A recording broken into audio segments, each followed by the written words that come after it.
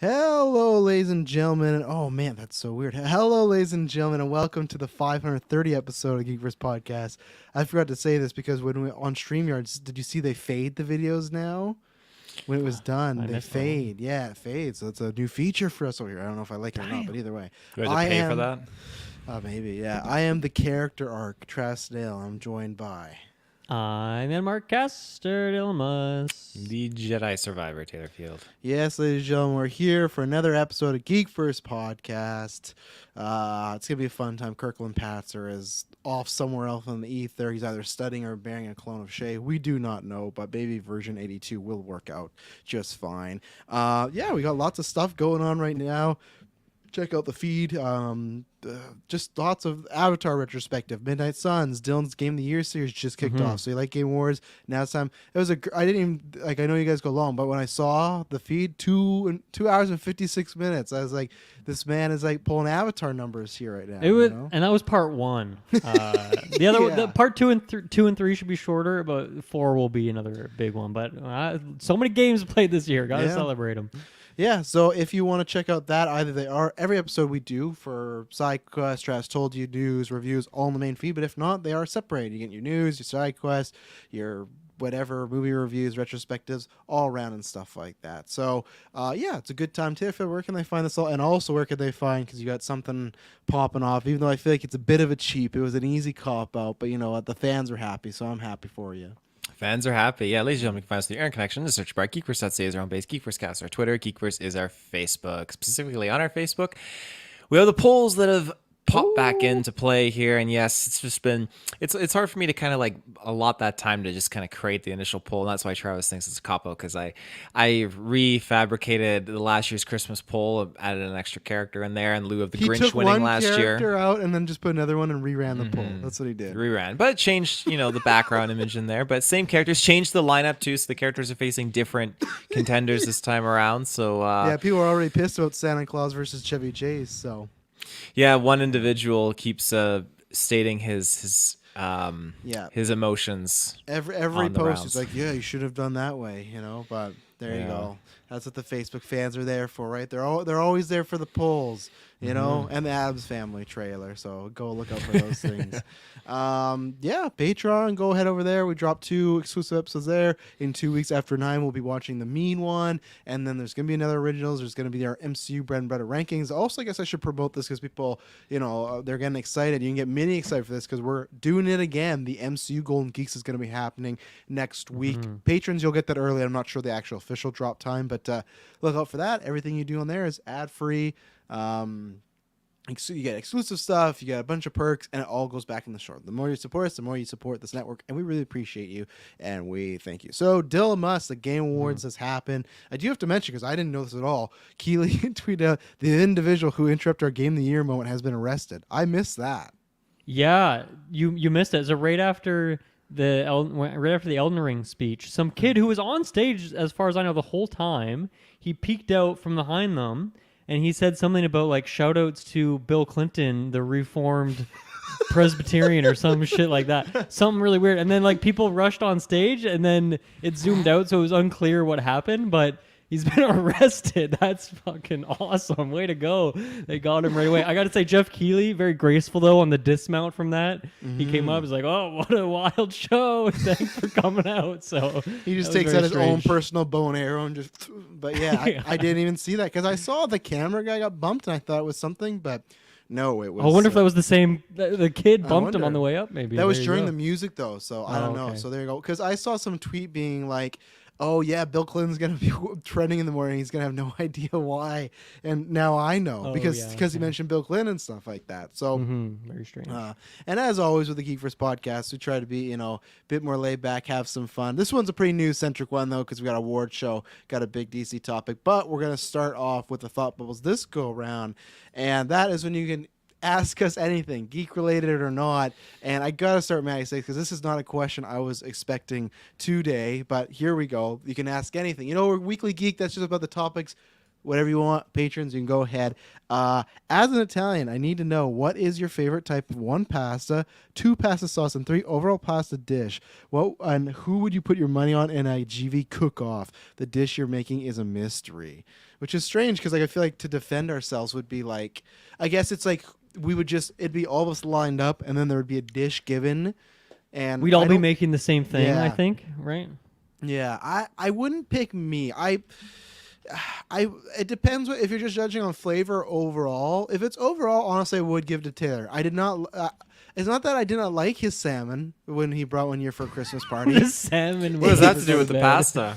But hang on. No, he said like a mystery dish. He said like who would win a cooking contest. Your salmon was very well prepped though. Like it was very nice. He had the lead. So I would actually put my money on Taylor Field for like a cooking contest. If we didn't know the dish, that'd be my thing. I feel like so. And every time I'm over there, he's always cooking at the most random hours and It's stuff true. like that. Yeah, so it's true. yeah, that's my money on him. What's the most complex dish that you prepare, Taylor? My most complex dish? Or you just like, are you just you just nail those fundamentals. The basics are where you're looking. No, usually like I hate when you look up a recipe and it says like, oh yeah, 15-minute prep time. It's like no. It's like hour and a You want it half, to taste like 2 shit, hours. like- Yeah, never the case. I mean, most crazy meal that I've had to create though, it's probably it's probably using like my slow shouldn't- This is cooker. meant to be an off the top of your head, like instant You should never answer. ask. I know. Just The giving answer it. is no. Sweet You and don't sour make chicken. complex- Sweet and sour chicken. There you go. Okay. Mine I would don't be know. homemade pierogies. That'd be mine. Like the biggest thing I think I ever made. Yeah. Yeah, I don't know. It's difficult now because me and my partner are always cooking together. So I feel like I don't know what the most complex thing that I make on my own is, which is it's not really much. Like I feel like we, lend each other's strengths and all that kind of thing. So I don't know if I have one. I guess sushi can be kind of complex for people at first, but And then what about the other one? Pasta sauce, pasta dish. yeah, I'm gonna go with a linguine. I'm gonna go with pesto. I love a good okay. pesto. Was there a third part of that, or was that the two? A pasta dish in general, I guess. Yeah, I don't know. I don't think I've ever. I don't know if there's like a genre of pasta that I'm not into. Yeah. I feel like it's a bit of a Pasta's cop out, good, but I yeah. Yeah, for me, I'm a big fan of no, people are gonna get mad, but it's like calabrese or calabre. It's like they're like noodles and they're kind of twisted and stuff like that. I like a bit of a thicker noodle. I like to have like a little like munch in there, not like a crunch, but it's just like I want to feel the noodle. I don't want just some light one. But I would probably say it's tough because I love rigatoni when I'm making macaroni, when Emily makes it, because I like when the cheese gets in the middle, all that good stuff. But I'm a big egg noodle guy. Love the egg noodle. I love it in stews. I had some tonight. Emily makes a killer chicken stew, so that would be mine. I think pasta sauce, honestly, would be Alfredo, and that'd be about it. There's the odd time, and even then Alfredo, like there's the odd time I'm really craving Alfredo, and I feel like I get that more than tomato sauce. There's like the rare occasion where I want tomato sauce, but I've said this before, I'm just not a big condiment sauce type of guy. Like I like Dylan said, like I'm fine with just like noodles and butter. Like that's a great combo for me. I don't even That's need... messed up, man. You got to have the sauce. No, you don't. Noodles, butter, some melted cheese. That's all I need. I love noodles. They're great. And the overall pasta dish, Pasta without sauce? all the time. Majority You're of my crazy. life. You're Majority of crazy, my man. life. This is All a- I need is butter. This is a Kirklin moment for you. This is like a brushing teeth in the shower moment. No, that's gonna kill him. At least this is Taylor. You've indulged in just some pasta, right? Pasta and butter. Yeah, but I usually feel regret after I do it. What? You gotta have Noodles a are sauce. good. I feel like No. I feel like pasta is designed to kind of take in those beautiful sauces and Yeah, like the butter and cheese. It takes in the butter and the cheese.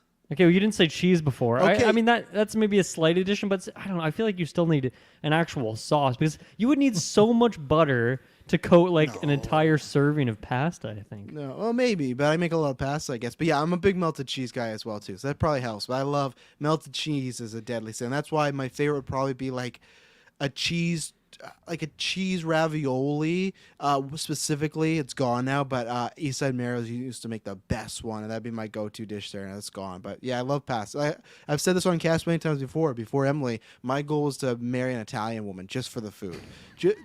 My God. That's what it was. My whole goal is I'm gonna So find shallow, Travis. It probably is, but it's like they always have dark hair. I like dark hair, and they make great food. And that was my whole pitch. And then I don't even know what nationality Emily is, but I guarantee she couldn't say what I was. I guarantee she couldn't even say what I was, other than British, because I'm like I'm British, And she's like, yeah, all right, you're just like a little bit. But let's see. See, he's coming in. I eat pasta with butter and cheese at least once a week. That being said, pesto is goat. So, but see, he's saying it's goat, but he's still supporting me on the butter and cheese. Yeah, Let me out there, just like the Jujus. Let me know. Are you on team pasta and butter? Well, we recently did a Patreon where S-Bubs was talking about how old he is. I think S-Bubs is like a high school age kid. I think that's fine there, Travis. I feel like once you have promoted to an age is just a adult, number. you got to start making a sauce with this thing. No, age is just a number. Don't put that on S-Bubs. What about you, Taylor? So, sorry, what was the very first question? Pasta sauce, and then pasta dish. I am a sucker for a good like rosé pasta sauce. It's a little on the thicker side, but I feel like it just mixes pretty well with the noodles. And I do like a basil marinara, like a lot of like good, the seasonings and stuff in there. See, I'll do that. Like lots of times I'll throw it's getting more complex, but I'll have the noodles, the butter, the cheese, and I'll have basil on it and stuff like that. I just feel like sometimes sauce is so overpowering. Like I've saw this before, ketchup, stuff like that. I like just tasting the food. So no, I'll have basil all up in my noodles. Ketchup is not a sauce. I mean, No. Is that what you were just Isn't it called insinuating? ketchup sauce? Tastes Is it not different called- from it's tomato not sauce. called It's a ketchup condiment. sauce. Is it not called ketchup sauce though? Isn't it always in the bottle ketchup sauce? I don't know if it's a sauce. On What the I'm bottle. saying is if you take like your rigatonis and you just throw ketchup on them, I don't know. I mean, maybe with like KD, that's kind of different. That's because it's just a different kind of experience. But I don't know. I think if you're going through the effort, you gotta Okay, do more than Heinz that. doesn't say ketchup sauce. Okay, so maybe They probably wrong. can't legally say that. Yeah, I just Mandela affected myself. Okay, what's your favorite pasta, Taylor? Favorite pasta? I think I'm just gonna go with the classic spaghetti. Not meatballs, but a spaghetti and meat sauce because Spaghetti and meat. Yeah, I've taken this kind of like curveball with how I make it. And like the usual route is just like, okay, you fry up the meat separately, then you mix your sauce in, then you boil the pasta. But one of my just favorite fry ways the to do pasta. it, Oh, just fry the pasta. I hope like someone else can try this just to like indulge in it. But you have an Instapot, and basically you cook the meat in there, fry it up, season it, everything like that. Then you put I think like a cup or 2 cups of water in there. You break a box of spaghetti in half and then put it like crisscross, and then you pour the sauce on top. Then you just put the lid on, seal it, and just cook it like that for I can't even remember how long I do, probably like 15-20 minutes or something like that. And then you just take the lid off, meat's already cooked, and then just the meat and the noodles have like soaked the flavor into each other with the sauce just drizzling through it all. It's so good. Drizzling. Oh, Would that be your favorite pasta dish as well? Then I feel like Yeah. yeah. You're There pretty you go. passionate about it for sure. This is not only questions, but that's supposed to bring up. Which yes, I have to look at this. Christmas Bloody Christmas comes out tomorrow. That's the movie where there's a robotic Santa, like made for Santa good things, and he goes crazy and he starts killing a bunch of people, like a slasher Santa robot. Can't wait because I noticed us Bubs. He is at 87. He's finally caught up to me. He beat me last week, but then I had a good week because the girls were sick. So I watched a bunch of kids movie. I got a bunch. I got Boss Baby's Christmas. I got Tar coming up. I got She Said, and now Bloody Santa. So me and him are tied, and we got what? 13 days to go. 23 days to go. So there you go. And S. Bubs does ask, he says, what are your Christmas/holiday movies that you rewatch every single year? What's your most underrated holiday movie you recommend? I'm bad because I'm a Mr. I've said this before where I see so many posts on Twitter where it's like, name 4 movies you've watched 10 times. And I go, like, that's just a bunch of them. And then I see people go like, man, if you can list like more than 5, you have no life. And it's like, man, that's definitely me. Like I have like 50 movies I could tell you I've watched probably like 50 times.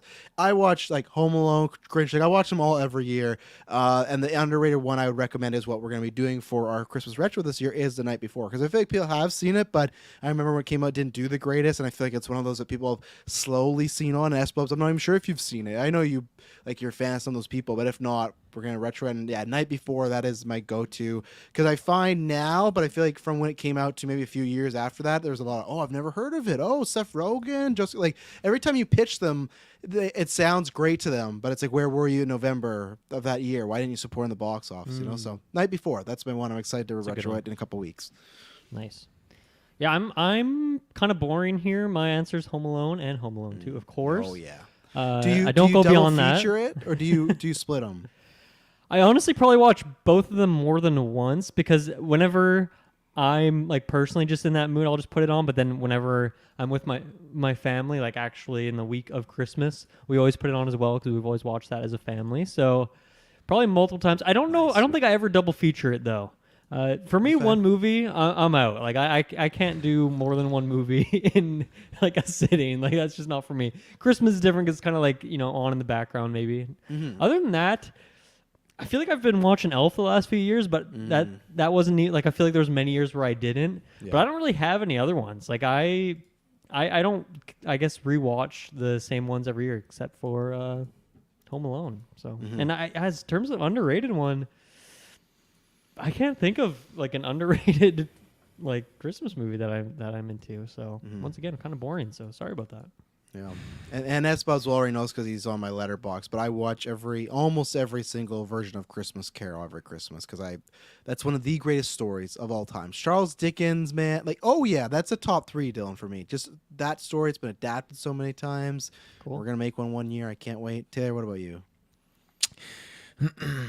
Home Alone's, I mean, that's definitely 1 and 2. Usually back to back in one sitting. That's me too. Yeah, I can't watch one without the other. And skip 3, of course. Skip 3 and 4. I loved that when I was a kid, though. 3 was my jam when I was a kid. Yeah.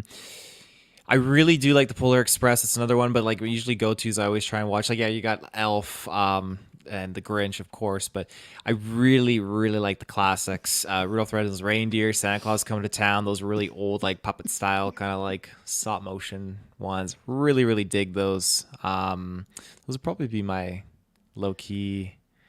I mean, I don't even know if I could say they're underrated, but I don't see people really talking about them these days. Usually people default to the modern stuff. But yeah. I feel like people don't.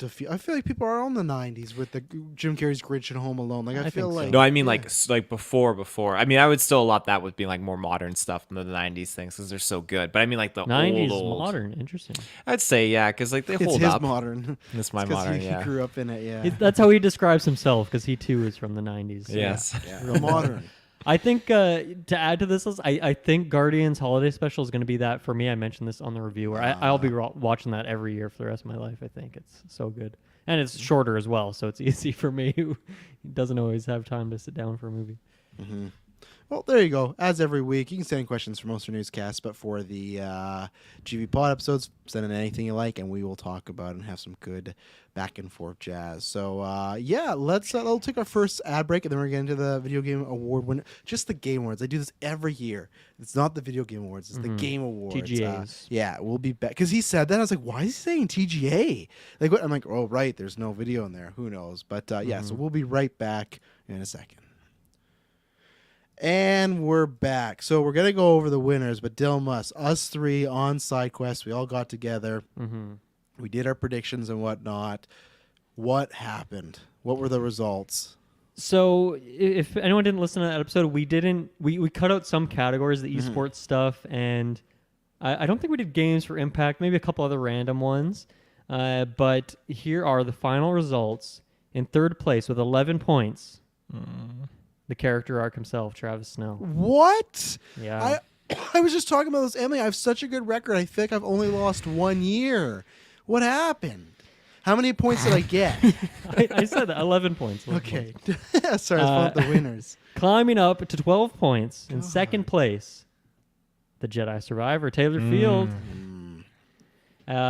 and then We myself. gotta check these. We gotta check these now. I needed to get some revenge because I got destroyed in the video game draft. So I think this is kind of my redemption here, where I got 18 points. Stop the count. Stop the count. So I guess maybe one, because remember we did all those categories, and we also did 2 announcements each for announcements. So Taylor got one there because he had Star Wars Fallen Order 2. And I had said Kojima shows up, so I got a point for that. My bonus goal was actually, it was going to be a Death Stranding universe game, but I said it was going to be an Xbox thing, so I didn't get the bonus point for that. And then Travis, your Star Wars Ubisoft game didn't show up. Wolverine didn't show up. No. Neither Spider-Man didn't show up either. But yeah, there was a few categories where I just blew you guys out with art direction, audio design, multiplayer, sim strategy, family, I thought and I got sports multiplayer. racing. Oh no, I didn't. I got fighting game right. 'Cause I Yeah, remember the but those multiverse, 6 categories, you guys, I think we all picked different things. Yeah. And I went the right way, so we did have a lot in common. And I think the fact that we all got more than 10 is pretty good. But yeah, I kind of popped off, so I'm feeling good about that.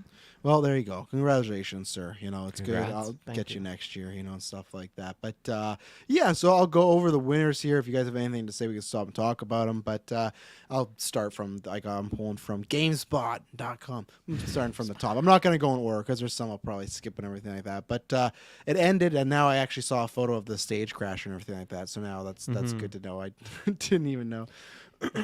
Best game of the year. Don't need to give the nominations. We know who was up there.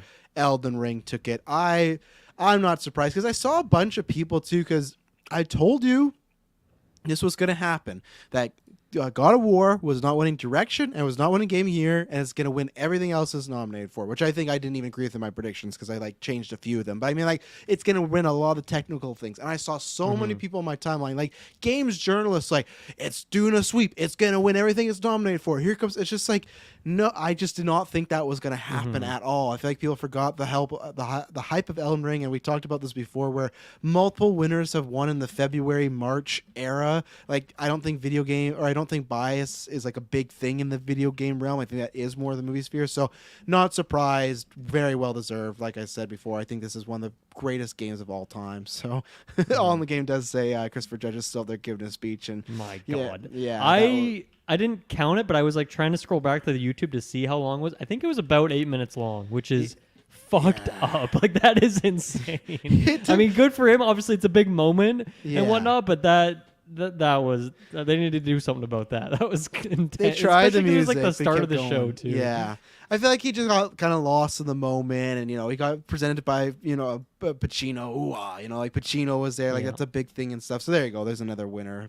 Christopher Judge for God of War, one for voice. But you guys got anything to say on Christopher Judge winning for Kratos, which I think we all thought was an obvious, or Elden Well, Ring actually, taking- I went man engaged for performance. I was going for the Oh. because of immortality, Yeah. live action. I thought, okay, maybe she would get it there, but I mean, Elden Ring is no surprise. It's not that it wasn't exciting, but going into direction and game of the year. I mean, obviously we did our predictions as well, but I don't know. There was 0% chance Elden Ring wasn't winning, so it took a bit out of it. But I mean, look at what is it? 2019 they won for Sekiro. Here they are in 2022 winning it for Elden Ring. I mean, that's just insane. The fact that that's only 3 years in development time too. I mean, I know Elden Ring probably had a longer development time than 3 years, but that is super, super impressive. Core next, Armored Core. They're coming back to take that. Yeah, Armored Core, what was it, 4 or 5? yeah. So there you go. So because that's all from software, right? So yeah, that was their first. I don't know if it was their first IP, but it was before Dark Souls and all that. They've had this trilogy, whatever, of games. It's kind of crazy that most FromSoft fans have probably never played Armored Core. I know I've never played it myself, but I barely heard about it. It kind of rung a bell, but I was I guess we didn't even talk about that too, because I know Taylor, I don't think you watched the whole show, but I know me and Dylan did. Dylan, what did you think of the show overall? Because I guess we kind of forgot about that before we break down the individual stuff. Yeah, I think it flowed better than my memory from last year of it. I think it was a pretty good show overall.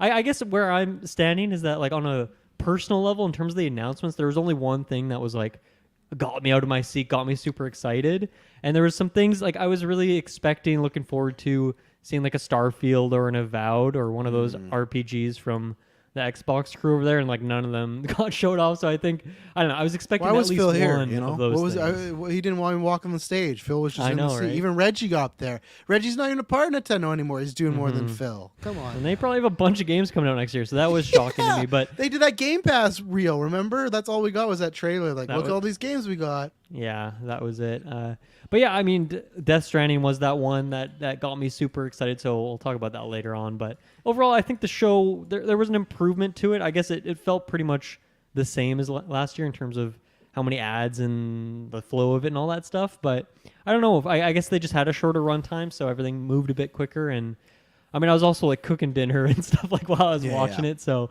I think if I was just once again sitting there watching exclusively, it would kind of drag as it tends to because it's a very long show. But yeah, I think it was pretty good overall. Yeah, I think I'm a bit more positive. I don't think this is like one of his best ever, but I thought the pacing was really good. The shortening of it did work. I think the things that made it longer were kind of stuff that's out of his power with, you know, some speeches, some moments and things like that. But no, I thought it was a great showing. I think this was needed after Summer Games Fest, which was not good. I think that was maybe one of his worst shows as far as like this era.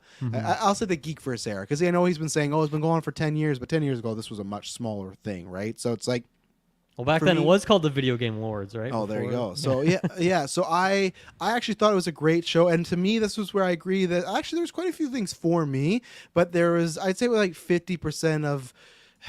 I'd say like 50% of like things for me, and then there's 25% of stuff that's not for me at all, and then 25% of stuff that's big but it's not for me, but like something like an Armored Core, which I guess we won't talk about because I don't know if anyone has a history with it here. Maybe Taylor will pull it out, but there was stuff on my timeline and other games that I saw people getting really excited about, right? Same thing like Final Fantasy 16 or Street Fighter or Tekken. It's like they're hitting on a lot of genres this year and big IPs that I'm not necessarily going to be jumping out to go play, but I know there's huge fan bases, and I think they did that all well. I never felt like there was any demos I was like, man, we're here for a long time, I don't want to see this. So I think Keeley's always good at doing the whole like try and have a game for everybody. So I thought it was a great show. Tay, I know you saw some, but I don't know how much you saw. Did you enjoy the show? Or I enjoyed it. Yeah, I mean, there's a couple things that I always just kind of like chuckle when there's certain moments where Keely's just like, I don't know, he's trying to rev the crowd up, rev the engine, like, yeah, and then just like crowd like, how about it?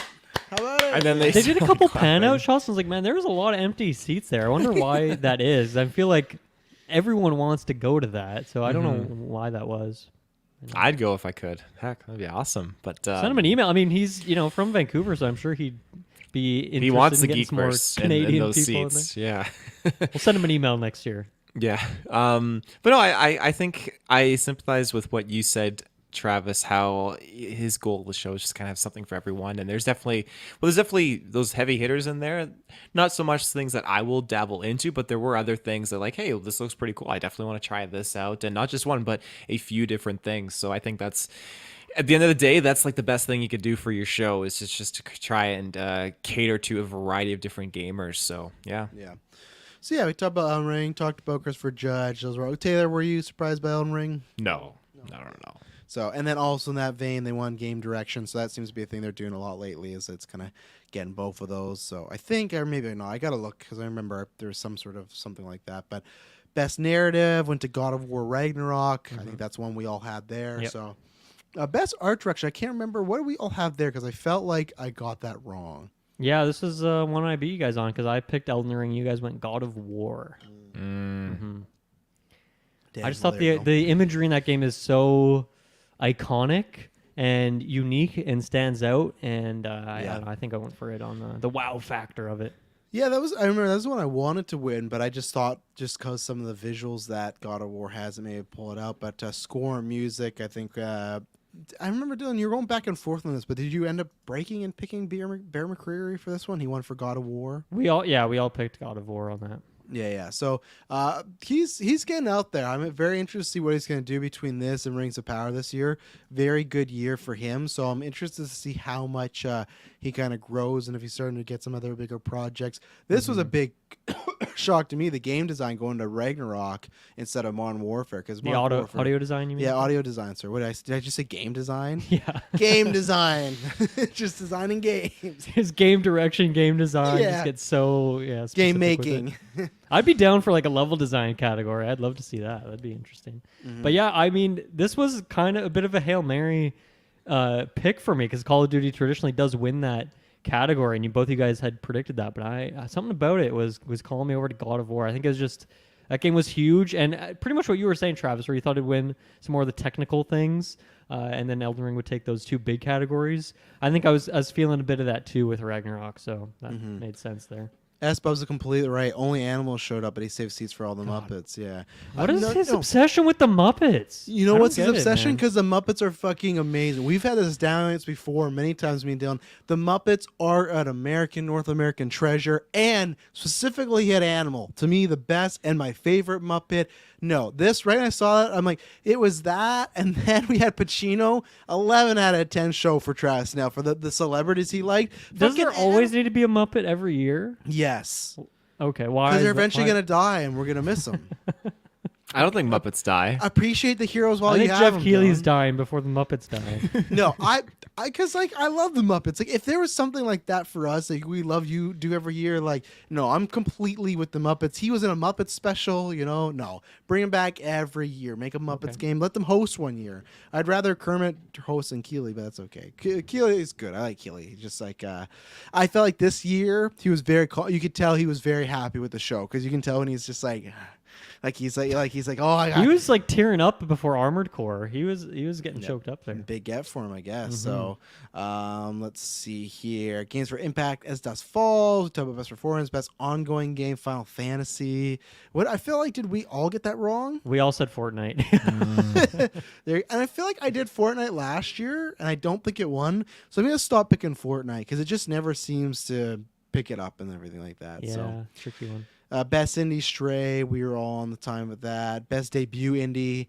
You picked Tunic, right? Like you went a different route, right, Dylan? No, I went Vampire Survivors. Okay. So funnily enough, actually, a few of the awards early on, I was definitely falling behind. It was debut. I was feeling good. And then what was the other category that both you guys got right and I didn't? I forget what. Was it best action game? Yeah, it was performance as well, because you guys both picked Christopher Judge. So like early on, I was falling behind. It wasn't until when he was going through the rifling them off, I think he rifled out. You know when he does that and he'll do like four like back to back. I think I got like all four at one point. I was like, oh yeah, I'm fucking winning this thing. Let's go. Damn. Yeah, and I think presenting wise was good. They still do that, but I get why. They have time. They want to do the big reveals that gets the hype and stuff like that. And especially when you do got a couple like God of War winning like 3 awards back to back, it's like I get that too. Of do you want to keep having them come up and say similar things and everything? And presenters wise, I thought it was good. I was happy to see Pacino until they made him read the prompter. He was great. Yeah, it was great. But after he started reading the prompter, it was just like the guy's trying to say whatever they want him to say. But it's just like he was great when he's like, come, but like that wasn't announced before, right? That was a genuine surprise, I think. Pacino being there, I don't remember hearing about that, but I've been a little less on Twitter these days, so I'm not sure. Oh yeah, Pacino. Appreciate your heroes while you have them. Who else? We got the Knives Out crew, which was funny because I feel like that was kind of a miss marketing. They advertised Daniel Craig and Rian Johnson, but they weren't actually there. There's just a video. I thought that was a bit of a cheap out. Yeah. Michael Madsen, that was the one that was like, wow, I would never have expected him to show up at the Game Awards. That was interesting. And he said a comment where they come on, they're full in character, and he's like, oh, what a crowd. Now, I feel like he tried to recover it by making it sound like look how many people, but I felt like he was saying that because the crowd wasn't laughing, and to me it felt like a dig at them, like, oh, what a crowd and stuff like that. But it's hard to get a tell for his vibe just because his voice is so intense that it's hard to know what he's going for in terms of comedy or serious. Yeah, we'll talk about Crime Boss after we get through this winner, because I'm very interested to get your guys' thoughts on that. But best mobile game, Snap, we all got that. No, me and Ryan. Best VR, I don't think we did VR AR. I don't think. No, because I don't think any of us know any of the games, so it would have been a wild guess. Now, this is one where I think I got wrong. I think Taylor maybe got wrong. Best action game. What were the results on that? The winner went to Bayonetta 3. Yeah, we all picked Sifu on that. Really? Okay. Yeah. There you go. We shot dead. This happened, and then you also got the game. Well, we'll talk about Origins. But go ahead. quickly cut that act because the presenters for action was the Last of Us crew. I really liked that bit. I thought that was fun. That was pretty cute to have, game Joel and Ellie, TV show Joel and Ellie with each other. They were kind of talking in sync. I thought that was very sweet. I liked that. Yeah, and I'm excited because we still don't know what Troy's role is. I like what they did. They made Ashley Ellie's mother in the show, so I really appreciate right. that. So that's some fun things. So I think they're gonna give Troy some creepy character. I imagine just because I feel like that's just the route it's gonna go. I just feel like they're gonna have him play a bad guy and get a showing. That's what I feel. Sure. But yeah, I was surprised about that. I was surprised we also got that Bayonetta trailer later just because they were kind of somewhat under controversy as of late for the voice actor stuff. And I know it's not the biggest topic, but it still felt odd to be here at the time. I kind of feel like the conclusion of that though was that the actress who was bringing it up and it kind of got debunked, and then she got thrown on the bus and essentially burned her career. Honestly, it didn't end well for her. I think it actually ended well for Platinum, so I think it's fine for them. Okay, I wasn't sure of that. I remember there was something where she listed a bunch of organizations you could go donate, and one of the organizations was not a good organization. People looked into it. So well, she just lied a bunch in a lot of her statements and stuff. So it was oh, this is not good for you. That's what you want to do. Always lie in your statements. Best role playing game. Now here's the only moment. Now for best role playing game? Who did we all pick? Taylor picked the winner of Elden Ring. Yeah. You picked Live Alive, and I picked Xenoblade Chronicles 3. So there you go. So this was the only moment, the 0.001 per second, where I worried Elden Ring would not win Game of the Year, because I thought Live Alive would win just to just spread the love a little bit. But when it won it there, I'm oh no, are they giving Elden Ring the win here because it's not getting the win later on? I talked myself down. I was no, it's still gonna win. I think so. But for a second, I was why is this winning? This can't be. But best fighting game, very happy to see Multiverses get that. I was because I didn't know it was gonna happen for sure. You made great points about Sifu being in there, but I was happy about Multiverse getting that win. Best family, Kirby and the Forgotten Land. You picked that one, didn't you? Sure did. Yeah, Great and I game. picked Mario Rabbids. What did Taylor pick again? Nintendo Switch Sports. Damn. Not enough fun for the family there with that pick. No, I guess But not. Taylor, you were just talking in our chat today. It's 10% off, so that's a big deal for you, Dave. Worst sales you've on ever sale. seen, apparently. You shared an image of 2 games that were 10, 15% off. That is. Even Nintendo puts Breath of the Wild on 40% off sometimes. Do they very really? surprising. They've done it a few times. Holy yeah. shit. I gotta get the exact. They'll never go quote past for this 50, but I thought 10% off Switch Sports was go ahead, Taylor. Go ahead. Taylor posted this off of Amazon, and then I just got the biggest laugh because Jones' quote was, "LOL, these are some of the worst deals I've ever seen." And I laughed too because when I got home, Emily was like, "Have you seen those those Nintendo deals?" I'm "Oh yeah, you're definitely on Taylor's side with this one." Since when is 10% off a video game a good deal? Because I think it's because what Emily says, just because Nintendo just rarely goes on sale. But I don't know with you saying Breath of the Wild, I feel like I never see sales for Nintendo. Yeah, they put Mario Odyssey 50% off. They Have do they it. really? Yeah. Did you get that 50% discount by holding someone up You at guys gotta gunpoint? check the eShop. Adds that stuff to your wish list. You get an email when it goes on sale. Oh my goodness. Get some games. That's what's completely right. Animal calling for Kojima was peak. Yeah, Kojima and Animal Guy. Keeley was playing to his crowd here.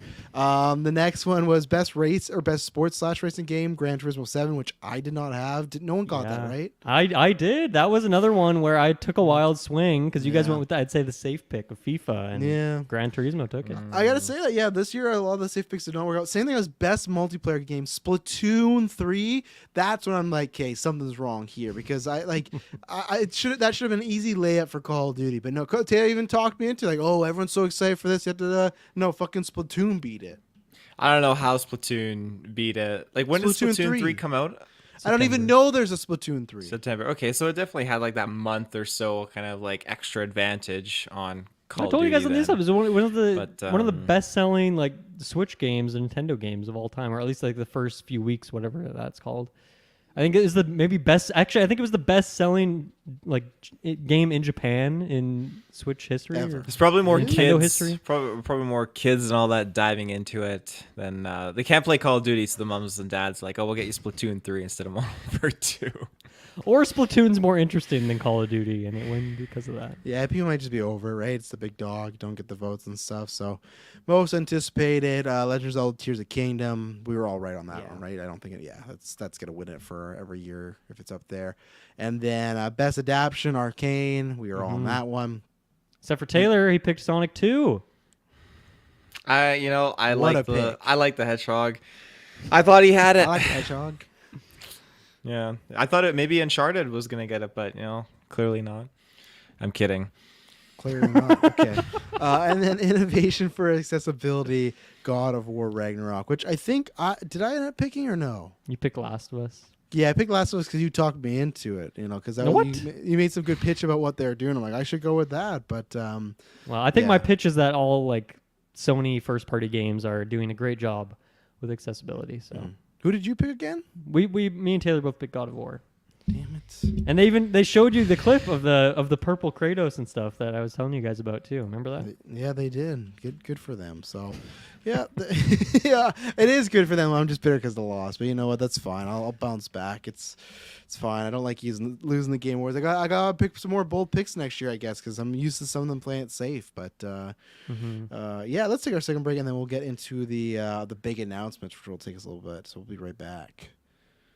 And we're back. So I'm not going to go in order and stuff like that. I'm just going to kind of shout out some biggest ones. And if there's anything I missed, you can say, whatever you want to say. It's your podcast. So I was going to, there's two I want to shout out, though, that was at the very beginning of the game in the pre-show. Replaced, which I'm so happy we got that trailer. I'd have to pull it up, but literally there was a few things. There was a point where he pulled the flare and he was in the water, and there was like 3 moments from the trailer that were like identical scenes from The Batman. I could not believe what I was watching. I will try to find it at some point, maybe while these guys are talking. So I'm happy. It's still just dated for 2023, but I'm at least happy that like closed the pre-show. Man, we only got to see a little bit at like an E3. Replaced looks so goddamn good. That just like I'm so happy it's on Game Pass, but like I cannot wait to play that game. I've never been probably this excited for an independent game in my life. I don't think I'd have to really think hard, but it just looks fantastic. And the other one I wanted to shout out was Hellboy. Looked great. It looked like if you've seen the graphic novel, the comic books, the art style, it literally looks like a moving motion of that. Did you get to see the Hellboy? Because it was in the pre-show. Have you seen that trailer? No, I'm gonna watch it right now. Yeah, pull it up while Dylan's It's called talking. Word of Web. Word spelled WYRD. Oh yeah, probably some lore thing and stuff. I've not read too much of them, but I don't know what it is. Maybe just like a mini like boss bat. Like I feel like it's like a Souls game, like maybe like very low tier, like not that hard and stuff. But I really like that. Was there anything for the pre-show, Dylan, that caught your eye? Yeah, the one for me, and I mean, in my notes, I didn't write a cutoff for what was actually pre-show or not, because it really felt like one continuous thing. Yeah. Like, obviously, they have Sidney Goodman, and then they have Jeff Keighley, but my one shout-out, I think, was the Dead Cells return to Castlevania thing. I thought looked really cool. Dead Cells is, like, one of the biggest, most popular Metroidvania games right now, and to do a mashup with Castlevania is super cool, especially because Konami doesn't really care about that IP and doesn't really do much with it. They did like the Advanced Collection on Switch, but they haven't done a new entry in a while. So I think this is pretty cool. I thought that was a fun kind of surprise there. Ted, did you find the Hellboy trailer? Short. Sorry, did you want me to pull it up or just No, watch it? no, just watch it. 'Cause Okay, I I thought you did. might like I it. watched it. Yeah, it looks super sick, actually. Like really, really cool.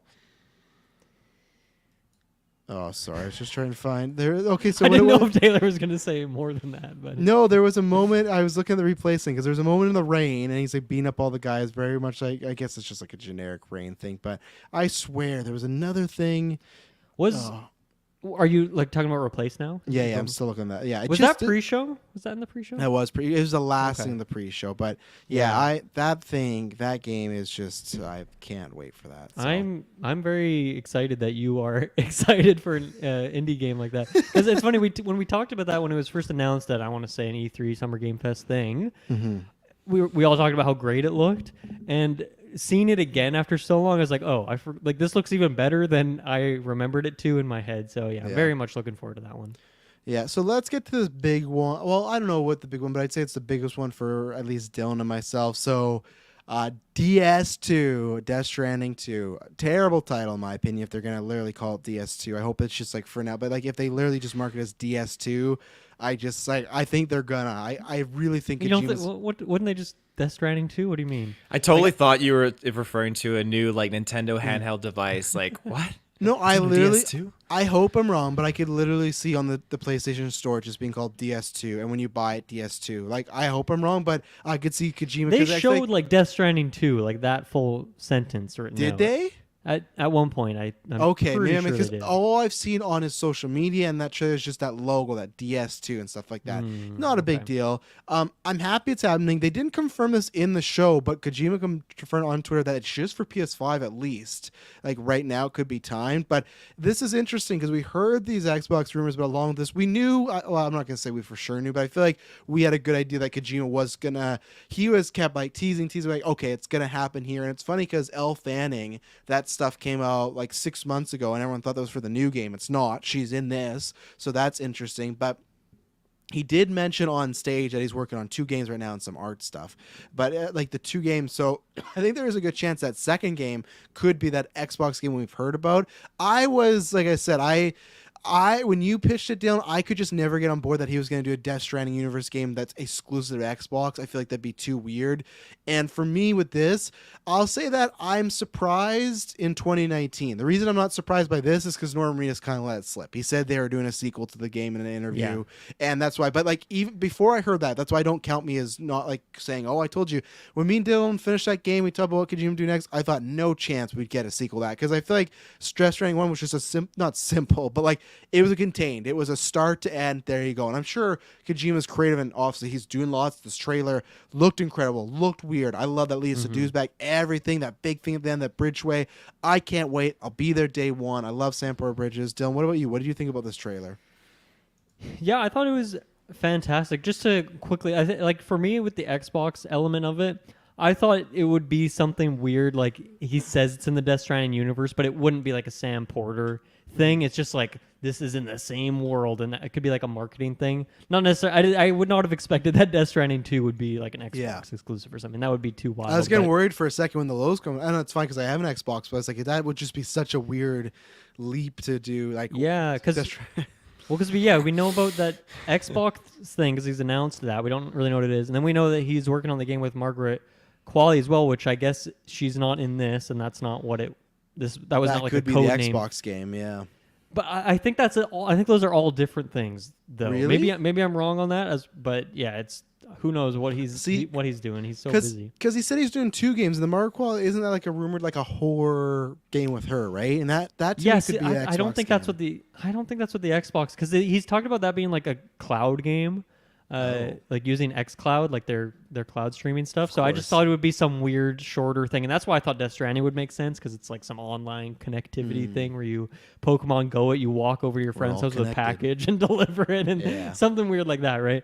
But no, I think this trailer has that kind. It doesn't have that wow factor the first game did because we know what it is now. We know it's weird, and we know there's babies, and now there's tentacles, and that's the weird thing. Yeah. But yeah, it looked fantastic. It was still shocking. I think just I mean, I know this is like a cinematic trailer or whatnot, but I just felt like the quality of the mocap on Leia's face was like super impressive. I really liked that whole scene. And yeah, I mean, Sam Porter, he's clearly aged in some way. He's clearly aged. So what's going on there? Is that some weird science fiction stuff? Because she looks to be the same age as well. But yeah, I mean, I cannot wait for this. If this is truly a PS5 exclusive, I mean, with Wolverine on the way too, I know at some point I got to get that console. I got to pick it up. But this would definitely be one that would push me over the edge because I absolutely love that game. One of my all-time favorites. So and I can't remember, but I feel like I can't remember if there was a canon reason. No, maybe I'm wrong. It's just the rain. I was trying to think about because they were outside without their masks on. I was like, that's peculiar, but I guess it was just the rain when they had their masks on because you didn't want to get hurt by the whatever. So I was wrong about that. But yeah, it's interesting. sorry, that they're together. Like they were together at the end of the game, but it wasn't like to me like this, like together, where it was like they were alive and it felt like there was a connection. But this feels like they're going to be maybe romantically linked, which they hinted at in the first game. And you got the actual baby, the baby's age and stuff, and that was a big moment. So I'm very curious to see what's going on. But I trust Kojima just to make another game. Make another game, but like make something great with this. I am wondering, like, is it going to lean more towards like action and stuff like that, or are we going to get another, or delivering packages and stuff? Because it looked like the ante's been a bit upped, but yeah, I can't wait. I'm just happy it's a real thing and stuff like that. So absolutely. Taylor, I imagine no thoughts on Death Stranding 2. Well, it is on PC, the first one at least, and it's something that I would love to dabble into at some point. You could have borrowed my PS4. I've offered many times. It's just sitting there.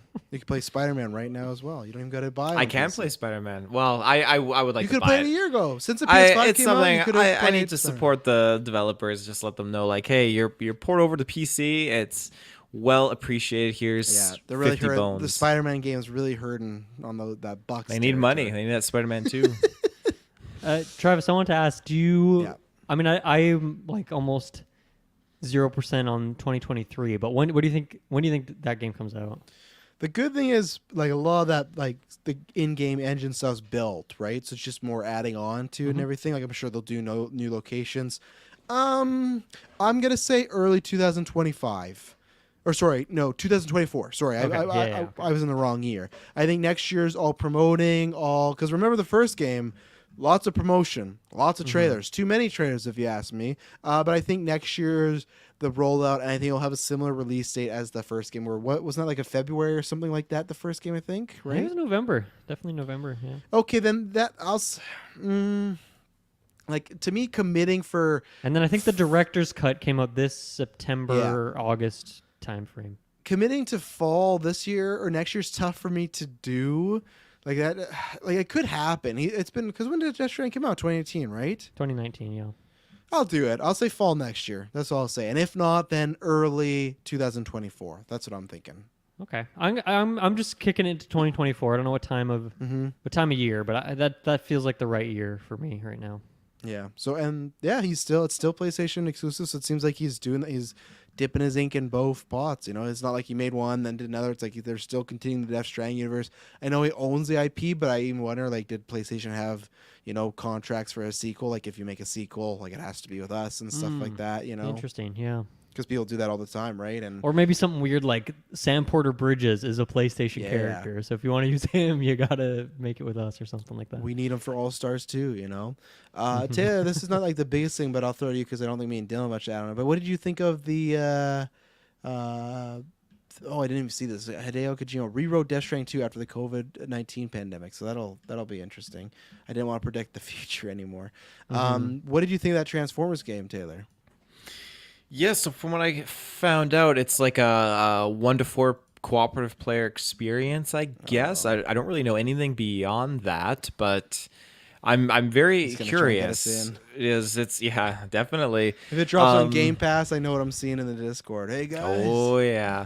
So I guess the Transformers come to Earth and everything is kind of already like, it's the fallout of that. Like, I guess Transformers now, the Earth belongs to them, and people are just kind of like surviving in the wake of that. So I'm very curious to see what the storyline is, what they kind of tackle here, because watching the trailer, I did not pick up on Transformer at all. No, I didn't think so. I was very surprised when I got there at the end. I was like, oh, Transformers. Yeah. So I do like that, and it's very different because the last couple Transformers games we got were like a few based off the movies and then like the Cybertron series as well, which again, they're very unique and they're super, super fantastic. Changing between like vehicle mode and like your like bipedal mode, super fantastic. I love that kind of gameplay mechanic. So I'm very curious to see what they kind of do here. If we're like a group of 4 humans that are trying to just help keep like one Transformer kind of like active or something like that, like how it's going to be a cooperative game. Like, are we going to be playing as Transformers? Like, what is the kind of the thing here, the ML? So I'm excited. That'd be a wild choice to have a Transformers game where you don't play as a Transformer. It would be. It would be. You saw, like, has it happened before? I don't know if it's happened before. I honestly kind of felt like watching it, I was getting like a VR vibe from it to a degree. Yeah. Yeah, it does. It did seem like first person, which for Transformers, I don't think they've done that before. It's always been like third person, pretty pulled out camera from what I can recall. It's been a while since the last game came out, I want to say, too. Yeah, I think it was like Rise of the Dark Sphere or something on like 360 gen. Wow, not even last gen. Yeah. I don't think there was any on last gen. I don't think. Well, maybe I think that Rise of the Dark Sphere might have come out on last gen as well, like 360 and Xbox One, right, PS4. But yeah, nothing for a while. I think the only Cybertron games we got were War for Cybertron, Fall of Cybertron. That was it for that. Yeah. Yeah, I don't think I'll be into it unless there's like a Games Pass option and stuff like that. So, still anything on Transformer? Nope, not my IP. No, yeah, but good thing it's there. And same thing, Taylor, had you had any experience with Armored Core? Because I had not heard much about it till today. Armored Core, I can tell you no, I haven't. Oh, I did watch this. Yes. No, I don't know much about it. There you go. People seem very excited. So it's I mean, anyone would be excited for From Software stuff. True. Yeah. Right now. Yeah. So it's not the new IP. It's based off or like a continuation. No, they've done of like an older multiple. They've done like 3 or 4 or 5 of them in the past. Oh. So it's interesting because I don't think they've done one since like maybe a PSP thing, but I don't think they've done one since like Dark Souls started and all that. So it's been a long time. I mean, I'm interested because From Software's quality is so high. Obviously, as I said, their last 2 games they released are Game of the Year winners. So I guess for me, it's just I'm like not just a Transformers thing, but even just mechs in general is not really my thing. I like From Software fantasy stuff. So it's not really that exciting for me. I'll probably still pick it up because with side quests, I got to play From Software games. I feel like from here on out, but I'm not too excited for it. The trailer was good for what it is. It's just maybe not my vibe. I feel like Yumi are the same there with the mechs. I'm just say it's not never The only Power Rangers and that's it. The only mechs I'm into are Into the Breach, but other than that, none for me. There you go. I was trying to talk about other. I wanted to bring up the examples of replaced with the Batman. So they have this moment where. So he's about to fight, and there's a bunch of gunshots going off his light, and he's fighting. They do this exact same thing in the Batman. I know it's a popular trope. Do you but have they it on? do Can this. you share a screen on? Oh, I thought I shared it. Oh, I'm a fucking idiot. I thought you were just trying to explain it. I did. I had it all loaded up, and it wasn't ready to go. Okay, so yeah, there's a moment This game passing. looks good. Okay. He's fighting, and it's this thing, Yeah. and then literally right after. This shot looks like the Batmobile. This car looks like the Batmobile. You're like, right. It looks so identical. And then I'll skip ahead to like later on when there's some more with the flares. Where is it here? Or did I skip past? I probably Even kind of looks like the city kind of does seem like Gotham. Yeah, too. like look at this. Yeah. He's leading this people with is a flare. such a cop out. Oh my Look at goodness. it. No, this is fantastic. He's literally leading people in water with a flare. So I just got like there's 3 things that I felt like an outer body experience there, but that's funny. Taylor, the other thing I'll throw to you because it is your name, Jedi Survivor. We got like a fuller trailer. We still don't know who that fucking person in the tank is. Like I want to know what's going on there, but I was surprised like the way Keely introduced like it is, but he's like one of the most anticipated games. Like I think Jedi Survivor is anticipated. I don't know if it's like one of the most. It's not. I know he has to say that because it's like on there, but for a while there on that person, the container for so long, I thought it was Bucky Barnes because it had like the long hair. They were missing an arm. It looked like the Winter Soldier. It literally did. So I was like, is this some Marvel game that I don't know about that I've been missing? But yeah, Jedi Jesus, as Bo says. But is this because I know you mean like we liked the first one, but I think we were a little less positive on others. Is this getting your juices flowing, or are you just still kind of like, eh? Yeah, that first one, like it was good, but it had a lot of issues to it. Yes. This one, Star Wars loves to just kind of like show us the back to tank going on. Some dude in always the there. back We've to seen tank, it so many times now, and I don't know. This guy at one point, like his mask even has a mask that looks sort of like a Starkiller mask. I don't think it's Starkiller. I'm not going down that path, but Oh god. yeah, it's just. I do want to be excited for it, but then a part of me is not like over the moon for this storyline. I feel like this is a storyline that was great in Jedi Fallen Order, but now in this, like I I don't know. I like seeing him face up against these a couple big honcho aliens. They're like, oh, the Jedi are all supposed to be gone. Like, this is so bland. And I Yeah. apologize because, like, I know they've spent a lot of time in this game, but I feel like my excitement, I'll never forget my excitement level when they first announced this and the guy stood up in the audience. They were working on Jedi Fallen Order. And that was it. No I feel logo. like no logo or anything. I feel like this is, again, like they showed the trailer for the gameplay and everything like that, and like it looks cool. Now, instead of having like one lightsaber breaking off into two, hey, he's split and he's dual wielding. That's cool, but that's not, that could have been a DLC to the first game or That's something true. like that. What did he have Like, at the end there, though? Did you see what he had at the end there? oh, he's got his grappling hook, which is kind of cool. He's riding on No. birds now. What did he have? You didn't A see his Ky- lightsaber? He had a Kylo Ren lightsaber with the exhaust. With the hilt is what Yeah. you mean. Yeah, but I mean the lightsaber, like the crossguards weren't lasers though. Yeah, they were. Were they? It was coming out. Yeah, it was exactly as Kylo Ren, but a blue one. Oh, I'd have to see that.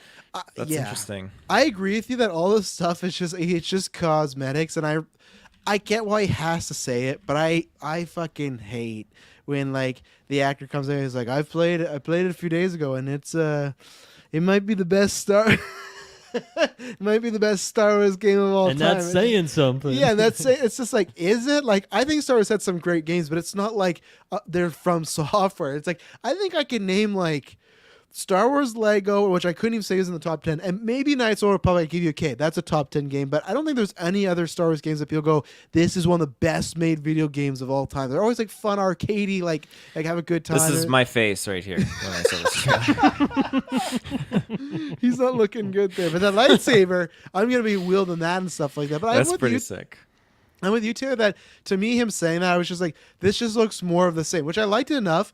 I think I'll get it, but if I have to pick a big game to skip next year, this could be one because there's Legacy coming out, there's Starfield, even Suicide Squad. I think I'll probably still end up getting it, but it just looked more of the same. There's no story, so it's just like, I don't know. I just I'm more excited for Eclipse. I'm more excited for whatever. I'm literally more excited for what Ubisoft's working on. I'm more excited for what Amy Hennon's working on. Like, this is still like bottom of Star Wars stuff, but I'm happy because like people loved the games. I'm happy for them, but it just looks like more of this. So okay, I'm excited for like a good 7 out of 10 game. Maybe it'll be better. I don't know. I gotta say, I feel like for the first time in forever, I might be the most Wow. positive or hopeful person on a Star Wars thing. So for me, when I think back to that game, I think there was like 5 worlds in that game, and 2 of them were legitimately like some of the best gaming I did in 2019. I loved some of that game, but then as Taylor mentioned, like there's another 3 worlds that were buggy as fuck, Oh my like God. bad design, really uninteresting, annoying stuff, like glitchy as all hell, unfinished as well. A huge slide you do in the like Chewbacca's world, like oh my God, that is horrible stuff. So why I'm hopeful is because I feel like that was Respawn tackling. You know, they've on first-person shooters for years and years and Yeah, years with true. Apex and before that Titanfall. So I felt like, okay, they're doing something new here. And my hope is that, okay, they've worked out a lot of that. Hopefully the next game will not be nearly as buggy because they've worked in this engine and they know what they're doing now. And since they have a lot of that framework out of the way, they can just work again on that level design. Because, yeah, that one world in particular, I can't remember the name of it, but it's like, that was amazing stuff. There was moments of brilliance in that game. So I'm hopeful for that. As in terms of the story stuff, I don't really care at all. I'm in it for the gameplay. I'm in it for the level design of this game. So I'm definitely I'm not 100% sold on this one by any means, but this one feels like the sequel has the chance to rise to the occasion and just be better. And that first game already laid down a good foundation, even if there was a ton of cracks in it as well. So I'm passingly excited for this, I'll say. I'm sure they're saving it, and I guess more of a question for you, Travis, because you'd be sorry to go to the S-Bubs first in the one. chat. That Night Sister level was horrible. That whole section was just terrible stuff. Well, I was completely lost. Yeah. I still have PTSD from fighting a invisible bird for half an hour, and it wasn't invisible because the game that it weird glitched owl out. thing. Yeah, I had to fight it for half an hour, like just there. that that first game, like some of those boss fights, like I think I did it on one of the harder difficulties, but fuck, it takes like Call of Duty can get me mad, but that game got me mad. Madison wanted me to turn the game off because fighting that like dude on Dathomir with the red lightsabers, like oh yeah, fuck, Yeah, I the two, couldn't yeah. do it. Finally I did, and then yeah, even the sister, like the second sister at the end, fuck me. But just we didn't see the one night sister in the this trailer, and I thought that I'm sure they're saving it because they've definitely alluded to like, oh, maybe like she'll kind of like take up a mantle of trying to train to be a Jedi or something like that. And I'm hoping that we I kind thought of get she that. 'Cause died. no, she didn't die. She saved Cal. Remember? Like the one that was evil and she turned the light side. Yeah. I swear Vader fucked her up at the end of that game. No, because Vader killed the only one that he killed was the second sister, and then like the one Jedi Knight. Oh, I remember and then what you Cal said. got Yeah, out, and then the I Night remember. Sister saved Yeah. saved them. The way you yeah. guys talking about this, I'm like, I have never actually played Yeah. this game before. Like, I feel like the story was in one ear out the other for me. I think you'll see her. She's just not gonna be a main character. It looks like some time has Mm-hmm. passed because like there is like some high res poster images and like Cal's like he's got a bunch of scars on his face. He got stubble, so that's the classic look for our hero's been Mm-hmm. through some stuff and stuff. And yeah, that line "Heroes don't kill while I do." Yeah, it just sounded like Black Adam and The Rock. But you know what? Dylan's point about the sequel that actually got me more excited because there's been so many times where I feel like we've had a game that's good to really good become great in that second Fallout because it is the hey, we figured out everything, now we can fine tune it or add even more. So you know what, that did get me more. Taylor, is it still day one for you or are you not? Oh, even it's a day one. It's Okay. a Star Wars game, so it's day one. It's a Star Wars game. Dylan, you gonna join us on the review this time? Maybe I gotta see what's coming out. Like, I just gotta see what's coming out during that time frame. To be honest, Wasn't What that was the good of a release trailer? date? Was it it's March? in March. I think it's like so- March 17th or something like that. Yeah, I March forget 17th what's or coming 10th. out that week. Let me see. Let me check real quick. Yeah, so yeah, I'm interested and I like the lightsaber stuff, so we'll see what happens there. Dylan, I want you to explain to me what this Crash Bandicoot game is. Yeah, it almost looked like the kind of League of Legends sort of battling system, like a MOBA sort of thing. Like, Okay. I know Heroes of New Earth. Like Pokemon did this last year. They had like a Pokemon Rumble Arena. I forget what it was called. It was Rumble something. Arena, I think that's yeah. what the Crash game's called. But I don't know. It's like a multiplayer, like kind of. Yeah, it's pretty much just a MOBA. So I don't know, just a multiplayer battling sort of game in like a smaller sort of zone. Probably team up with. It looks like maybe up to 4 friends, something like that. So it's interesting. I feel like Crash has been doing all sorts of crazy spin-offs over the years here with obviously CTR, and this is just another one to throw in there. But yeah, I don't know. I don't know what to think about this one. Seems like maybe not the best mix. Like I don't know if there's a ton of stuff they can pull from Crash that lends to this genre, if that makes sense. Is this going to be a game that you pay for? That's a great question. If it's It's free, probably not going to be one that I pay for. no.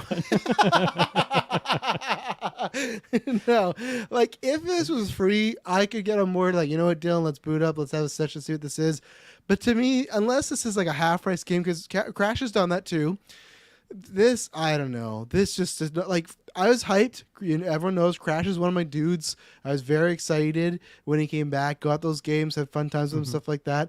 So when he's on stage, I love the mascot because obviously that's a throwback to the modern age, to the '90s when he was on those commercials and stuff like that. So and then they threw this game. I just wasn't really because at first I thought we were actually getting like a Mario Party like Crash like sort of game. I was starting to get hyped because it was like just showing the characters in groups of 4. It's like, oh my god, are they doing like a Crash Party? And then this like Crash Rumble and 4 versus 4. I just, unless it's free, and I don't care, I guess, so much business wise because they can do whatever they want with their money. But I just don't know if this is a game that would be profitable. Like I don't see this having a big audience with Crash. Now maybe it could be something like Mario Rabbids, right? Where when we first started, we're like, oh, okay, but then it's okay. Well, they use Rabbids, and lots of people really like that game. So maybe they can do something that they make it a very fun game, and it's a great, multiplayer. You have fun with people. It's a good party game. But I don't know. I just don't. To me, it's a weird choice for Crash. It didn't make sense. I didn't go, oh, this like. I was looking for something. I was trying to figure it out, and it just didn't. Taylor, did you happen to see this Rumble trailer? No, I'm gonna pull it up and look at it. Okay, well, we'll probably be gone now. But go ahead. I went checked out March. So the week after Jedi Fallen Order would be Resident Evil 4. It's the same week as Bayonetta, but I'm not picking up the new one. And then the week before is Skull and Bones. There you go. That's not coming out though.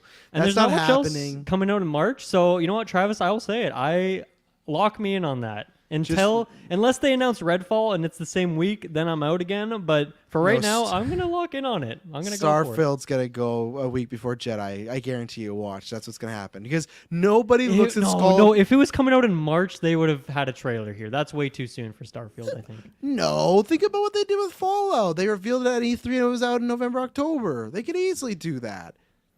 They have some big event in January For a big game though, like that. on Game Pass though. It's on. But why Game wouldn't Pass, they? Why wouldn't they remember. put a trailer at the Game Awards, the biggest show before their game comes But out? it's like it's still drop like it E3 online. And equivalent. it's still gonna get a new pizza vet.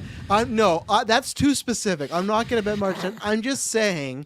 I don't think it's out of the realm of possibility. They're scared January, of Skull and Bones. They're not doing it. January, February, March. You're probably right. But I'm just saying, if they wanted to, no one's scared of Skull and Bones. Like Crash Rumble could drop on Skull and Bones, and they'll know they'll be fine and stuff like that. You know, like that game doesn't exist. It's not coming out. Hey, It's I not a want game. that more than I would love Starfield in March. That would be my dream. I thought you just don't meant think Skull it's and Bones, and you're like, I would want happening. that. I don't I'm care like, about Skull. is there and gonna be a Bones. side quest review of Skull and Bones? Yeah, Taylor, are you gonna get that game? There's no way you're getting that game, Taylor. I think it was supposed to come out this November, but that No, it didn't was supposed happen. to come out like 3 years. It was supposed to come out when we started this podcast. I That's think. true.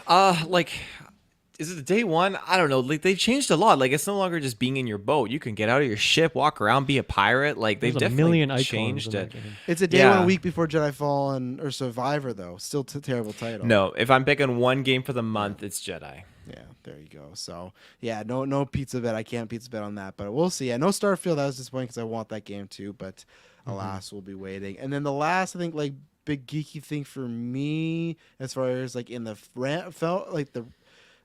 what the fuck am I trying to say? In what we talk about here, Suicide Squad killed the Justice League. So there's two things to take away from this. One, they confirmed that Kevin Conroy's voicing Batman. Very cool. This will very likely be the last time Conroy is ever voicing the character. Yeah. I'm happy they revealed that because there was some talk and it wasn't confirmed anywhere. So there was a lot of worry that even though this is the same Arkham Asylum Batman, that was not going to be the case because you think you would have announced it. So I'm very happy about that. It's just like a kind of good cherry on top, and I thought it was a nice little showing.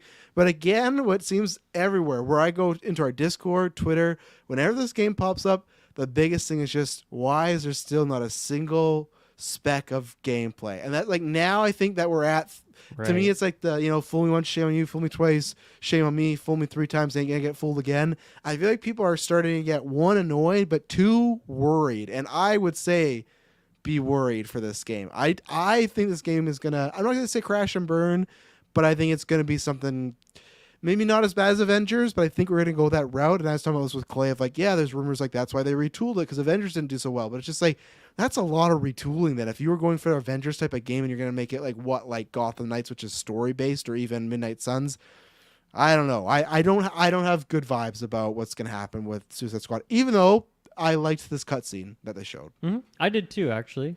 I guess I hadn't really thought about it because I'm not as interested in the world and the game personally, I guess. But you're right. This 2 really years. should have been.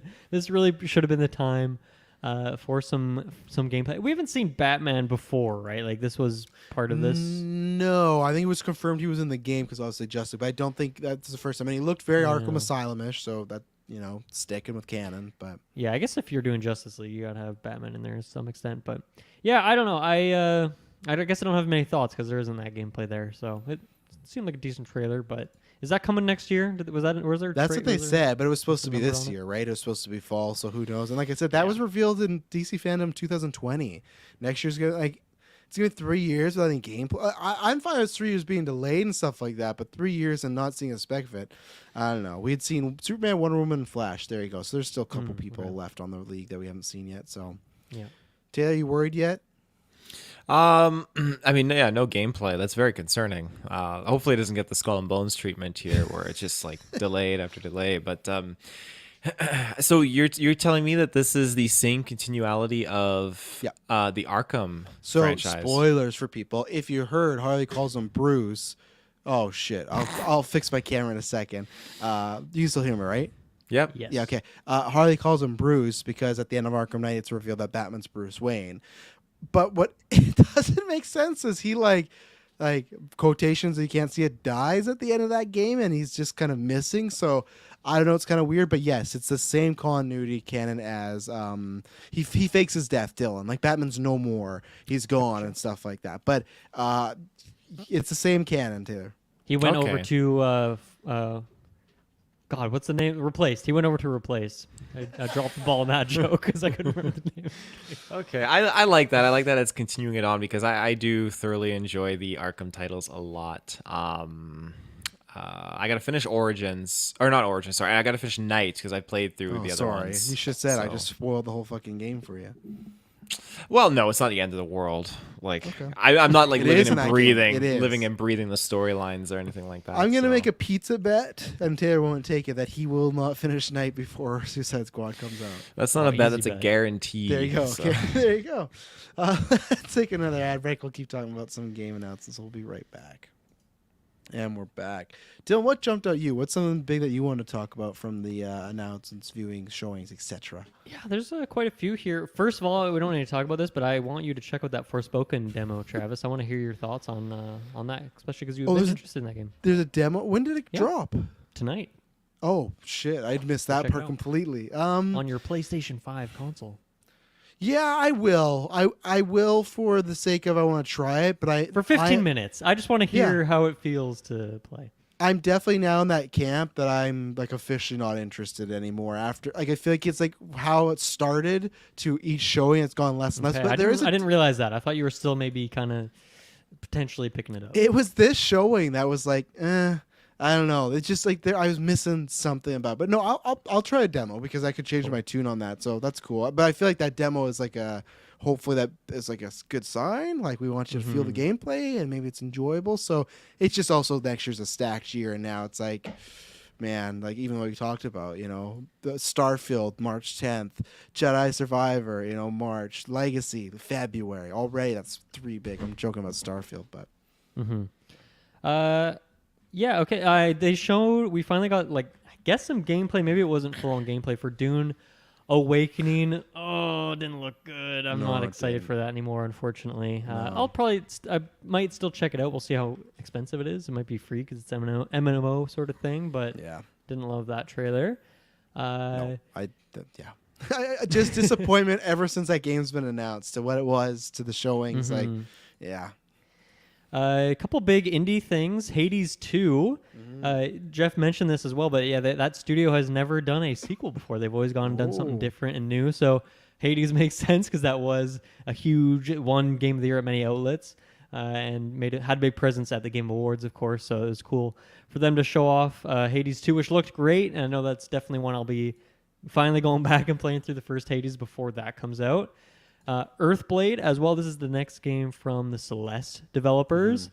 Celeste is one of, if not maybe the single best 2D platformer ever made. It's an amazing game. Great story as well. One of the best soundtracks ever. So I'm very excited for Earthblade, which sounds like it has the same composer. It looks a lot darker. It looks like there's maybe combat in here too, whereas the first game was really just a platformer, and maybe there's a couple enemies where you dash into them or something like that, but there wasn't really a combat system. So that seems like they're taking a swing, but they also said 2024 on that, so it's not on the near horizon. What did you think about this, Travis? Horizon Forbidden West Burning Shores, the LA DLC is coming in April for that game. Fun little trailer there. I liked that they're emphasizing you're Lava. riding on the bird. Yeah, I liked the Crash of the Hollywood sign, that dino that had like literally stuff growing off them. Very cool. Just I think I'm done with Horizon now. I think I'm at Yeah. that point where I don't need to play anything more. I'll take that back. I will play the third Horizon when it's like on sale or cheaper. That's what I think I will, because I know I can't listen to the hype because everyone hyped up this last game, and I love the first one. So it's not that I wasn't a part of like the excitement, but everyone just loved that so much more than me that I know, okay, it's a good barometer for. I'm gonna wait, but I probably will play the third at some point. Just not a day one full priced $100 game. Yeah, I'm in the same boat as you. Fire Emblem got a new trailer, which actually really rubbed me the wrong way. I think it's very hard when you're trying to sell a game and like the battle pass for it, so you're trying to show off DLC for the thing, but I feel like I've barely seen any gameplay for the game itself. So to have this whole thing where it's like, here's all these characters that you love, but you got to pay extra and they're coming later. It's like, you haven't even got me excited for the main game yet. So it felt kind of grimy the way they did that. And I don't know. I'm not super excited for this upcoming Fire Emblem game. And I was expecting a trailer here and I was hoping it would blow me away, but it definitely did not. I liked the Mario clip. I don't know if we needed to talk about that, but I thought it was fun. I liked Keegan-Michael Key. He's always a good time. Yeah. Well, I'll disagree. Did not like the hat and cat thing. To me, I was just like, move along. But this clip, man, Some people like Muppets. Some people like true comedy. So true, and what you know, do you got, Travis? you're gonna call the hat and cap jokes true comedy and give me shit about the Muppets. That crowd was dead. They were laughing because it's Keegan-Michael Key, and they're like, we'll give him some. That crowd was more quiet than when the imposter was up there speaking. They got more applause. That's because they know that Jeff Keighley has skin in the game for the Muppets, and he's like a gun to their head. Like, you better fucking laugh at this Muppet. People love the Muppets. I'm telling you. No, if you don't laugh at this Muppet, you're not getting invited next year, is what Jeff says to everyone when they walk through the door. What the hell were the clip. This movie, man, I will wait till we get to the our 2023 movie preview. It's always one of my favorite casts when we do that in the video games, just look at the year and talk about them. But this, every time, they're doing everything right. From the stages to the music to the sound effects. I love the way they're using in-game level like dangers as a way to transportation. Like, I feel like this Mario movie is in very good hands, and I'm just so excited for this. You know? Mm-hmm. The music was just, I love how it's just so medley. subtle Yes. the medley, just as he's progressing through the town. All the little Easter eggs too, just seeing the shops and everything. It just was great. And yeah, just getting on the platform and just going up and there's so many notes that you can just hear from different Mario games too when he just pops right out of the tube at the end of the clip. It was just great. So many cool subtleties. Idris Elba is coming to Cyberpunk, so that's fun. I just want that game to go cheaper or drop on Game Pass. And it won't. They stick by it because they're like, we sold so many copies, and I get it. You did. That's a game that I wish I was retired or had more time because I want to jump into. Especially people said that last update was like really good and did a lot of great things for it. Runs very smooth and stuff like that. So I want to get in there. Taylor, you still beat Cyberpunk.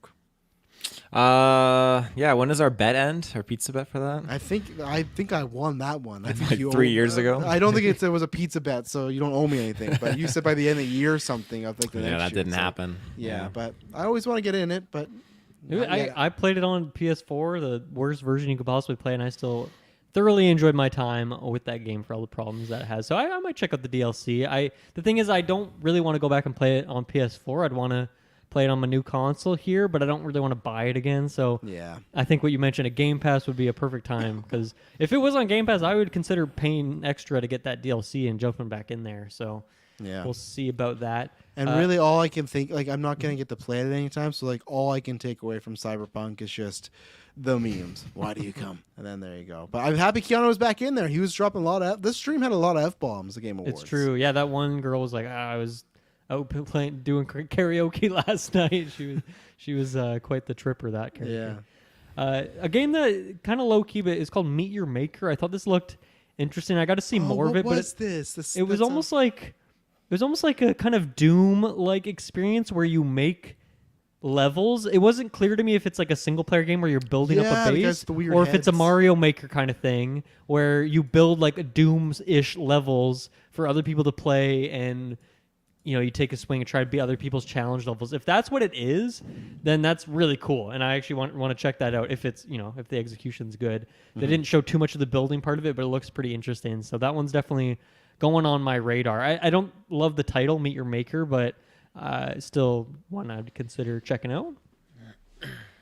Yeah, Travis, I liked the trailer. I don't know if I would be into that type of game mode, but again, there's tons of games these past couple of years that I've been changing my tune on. But I liked the look of it. I'll say that. But it was one of those where it's like I need a lot more, maybe some showing and some more kind of prep on it to see, okay, was this a game worth investing time in and stuff like that. So I want to know what you guys think of Crime Boss. I forget what the subtitle was, but this is the one where they had like a bunch of actors. Who was it? Michael Rooker was in there, Michael Madsen, I want to talk about this. Yeah, other people.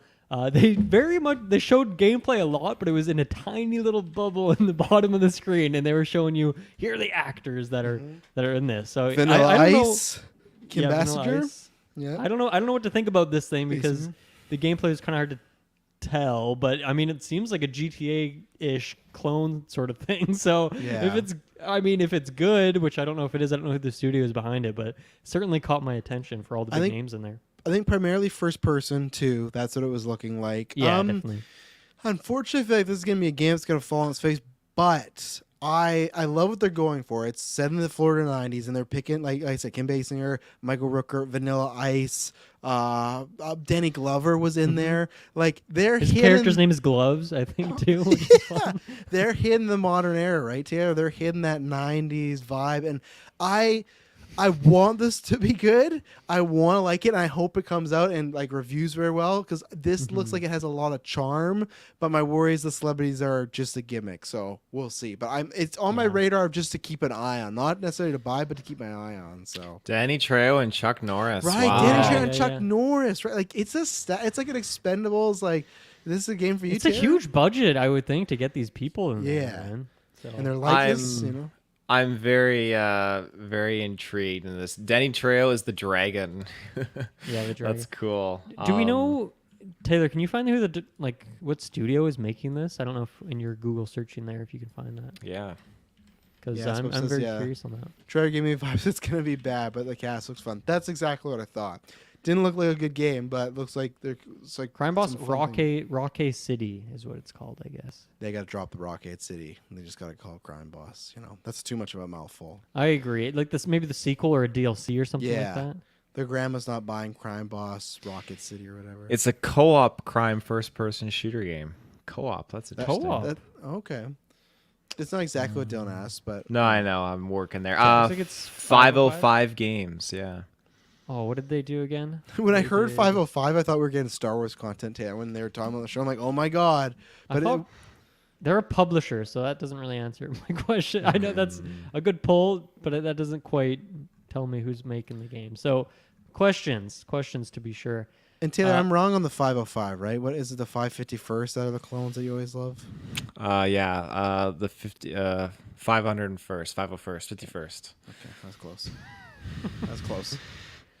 Oh God, I'm trying to find out who's making this. Anyway, the That's not a good sign. last thing to shout out for me is what looks like pretty awesome is Judas. This is from Ken Levine, who's the creative mind behind BioShock. Yeah. And he did BioShock and BioShock Infinite, I believe, is the story there. He didn't do 2. But it's kind of like the Callisto Protocol thing where it's like, here is the Dead Space team. We don't have the rights to make Dead Space, but we're making Dead Space. Yeah. And it's the same thing here where he doesn't have the rights to BioShock, but he's making BioShock. He's got the what are they called in that game? The something ids with your hand. Either of you played BioShock? I never played them, no. So I forget what the name of the powers are that you put in your hand, but it has like that exact same thing. It's dark. It's there's like space and stuff, so it's a different setting and whatnot, but it's got that same vibe, and I thought it looked fantastic. I'm very excited for this. We knew this was. I don't think we knew the title or anything like that, but it's cool that we finally saw what Ken Levine and his team have been working on because BioShock is great, and I'm very excited for this. Oh, you mean before we didn't have the title, right?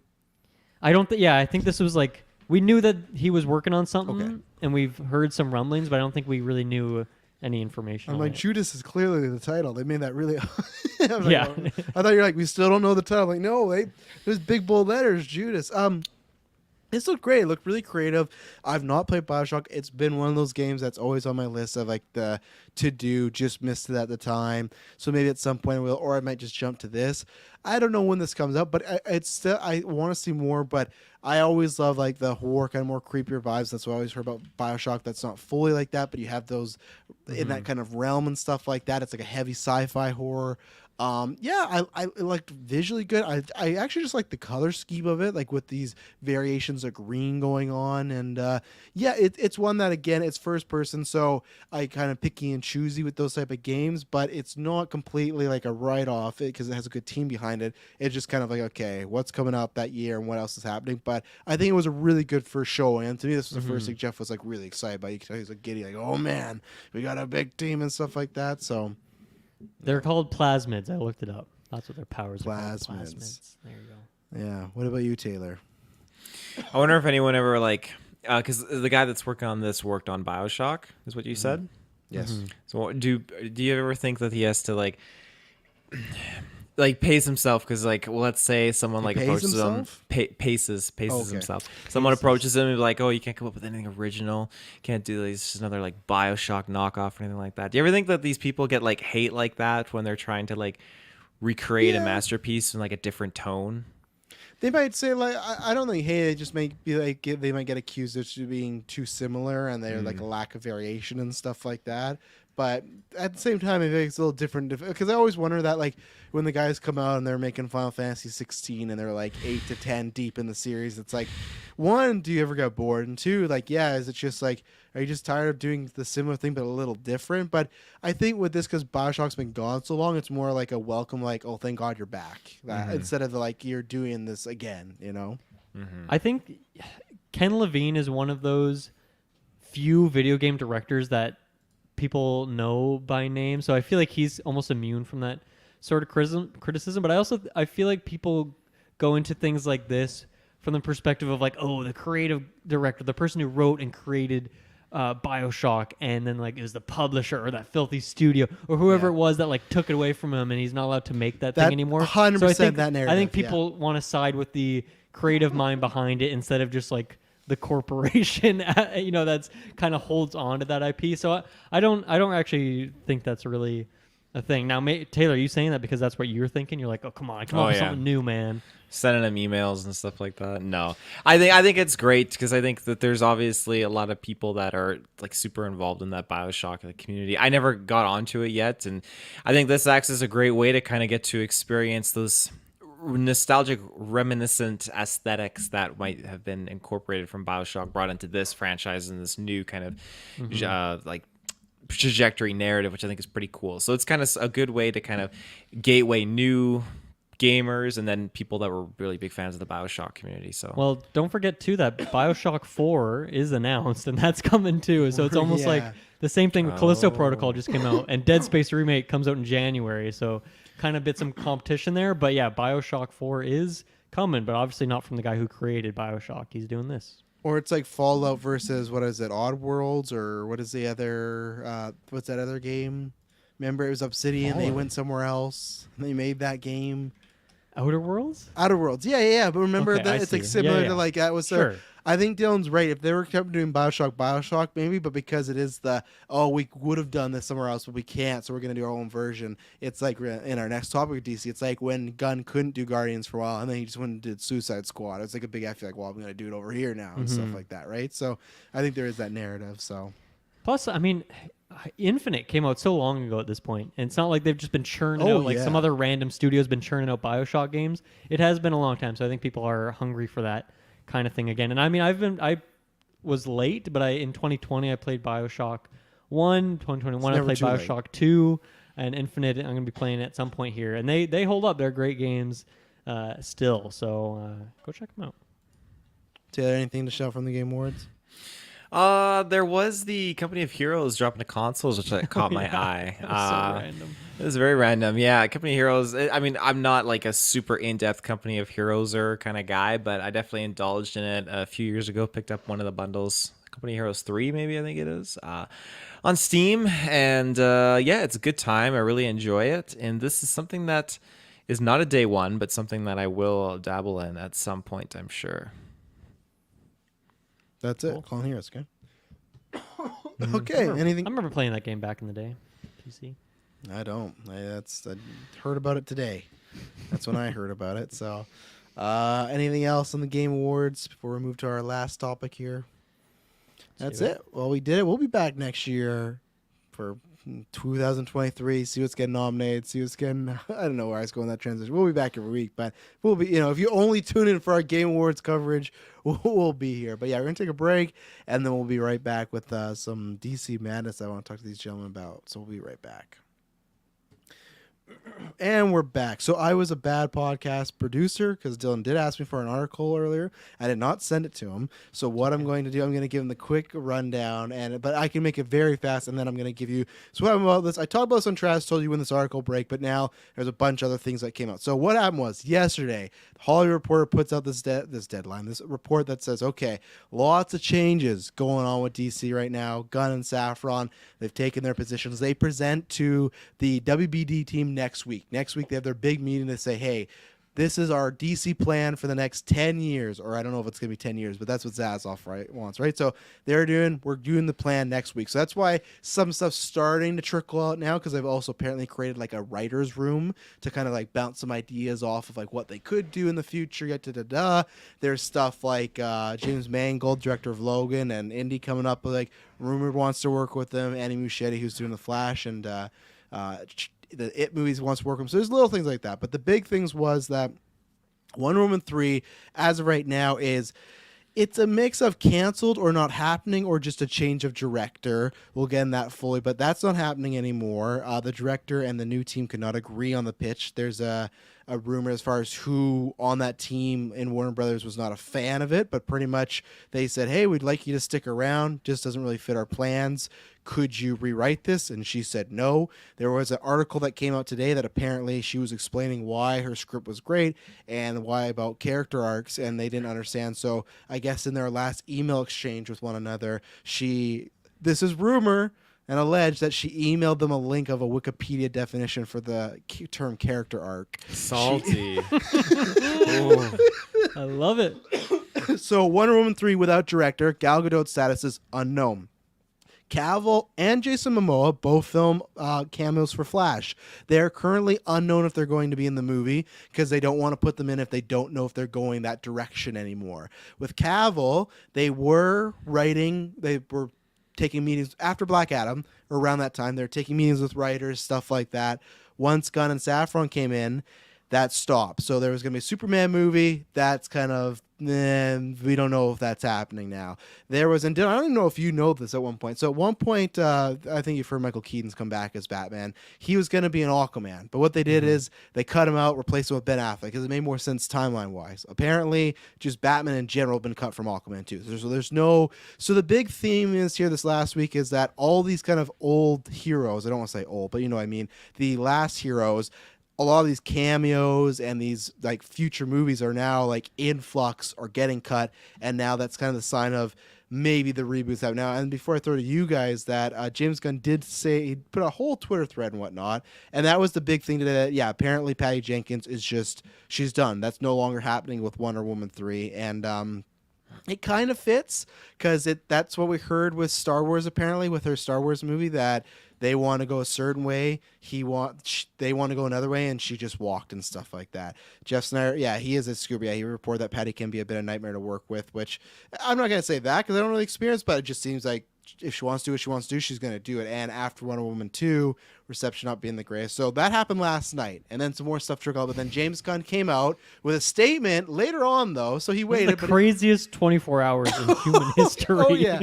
So all the stuff is happening, and everyone's saying, like, okay, it's definitely the reboot's going to happen now because they're getting rid of all these old heroes or cutting stuff, things like that. So James Gunn comes out and puts out this statement. He says, as for the story in the Hollywood Reporter yesterday, some of it's true, some of it's half true, some of it's not true, and some of it we haven't decided yet or whether or not it's true. So it's a whole mix of things, but he also goes on to say, although the first month of DC being with them has been fruitful, we're happy about that. Peter and I chose to helm DC Studios knowing we're coming into a fractured environment, both in stories being told and the audience itself.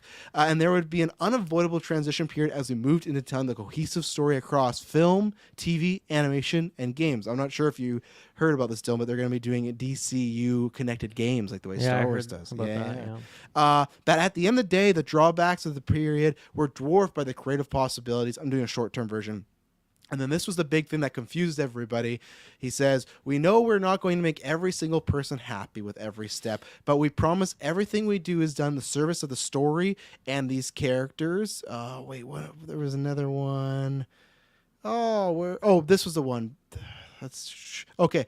And then it gave us an opportunity to build upon what has worked in DC so far and and help rectify what has not worked, which is the most like, you don't know what statement that is and everything like that. And then for Taylor, you'll understand this, and then the rumor came out today that they were going to be making a Batman Beyond film. That's apparently canceled now too. So Batman Beyond, Dylan, I'm not sure if you heard the concept, but it was an animated show. It's Batman. He's like in his 60s, 70s retired, but he's training like a young upstart. So he's just the guy in the chair, and the play on is like this young kid learning from like a Batman who's that would have been so cool. That would have been so cool. Would that have been animated or live? No, this would have been using Keaton as like the old Batman, because they could use like his history and he'd be the old Batman training the new guy to come up. And that's where it's been such a mix, because you have the people, the Snyderverse, that they're pissed because people think they might get recast, and you have people that like some like this new stuff with Keaton happening. It's like, well, that's not happening. And then so to ask you, like, in your mind, if you hear all these things about these actors going away, but then James Gunn says a statement of like, hey, some stuff's not true, we're going to keep some stuff.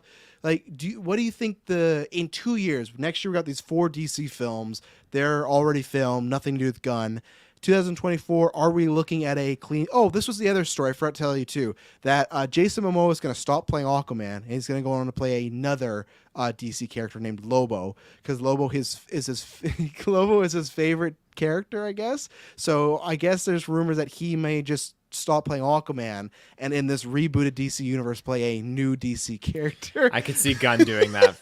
I really could. I mean, I want to throw it at Dylan first, because I've seen Dylan shake your head multiple times, but the brass tacks of it is now, because I feel like people for a while didn't think Gunn would reboot because he did Suicide Squad and he did Peacemaker, so he's had projects in this universe. So the idea of him rebooting would be kind of just throwing away his projects too, right? That he's done in this universe of, hey, John Cena or like Margot Robbie, like these characters that are established in the universe that he's worked with would be gone. So do you think it's just kind of like a, hey, like, we're just going to maybe still wait and see like what these projects do next year and see if there's interest in these old heroes? Like, let's not put Cavill and Flash, because let's see if we go that direction, or is it just, in a couple of years, we're just going to fully just pull a shoot and like, you're going to get a new everything.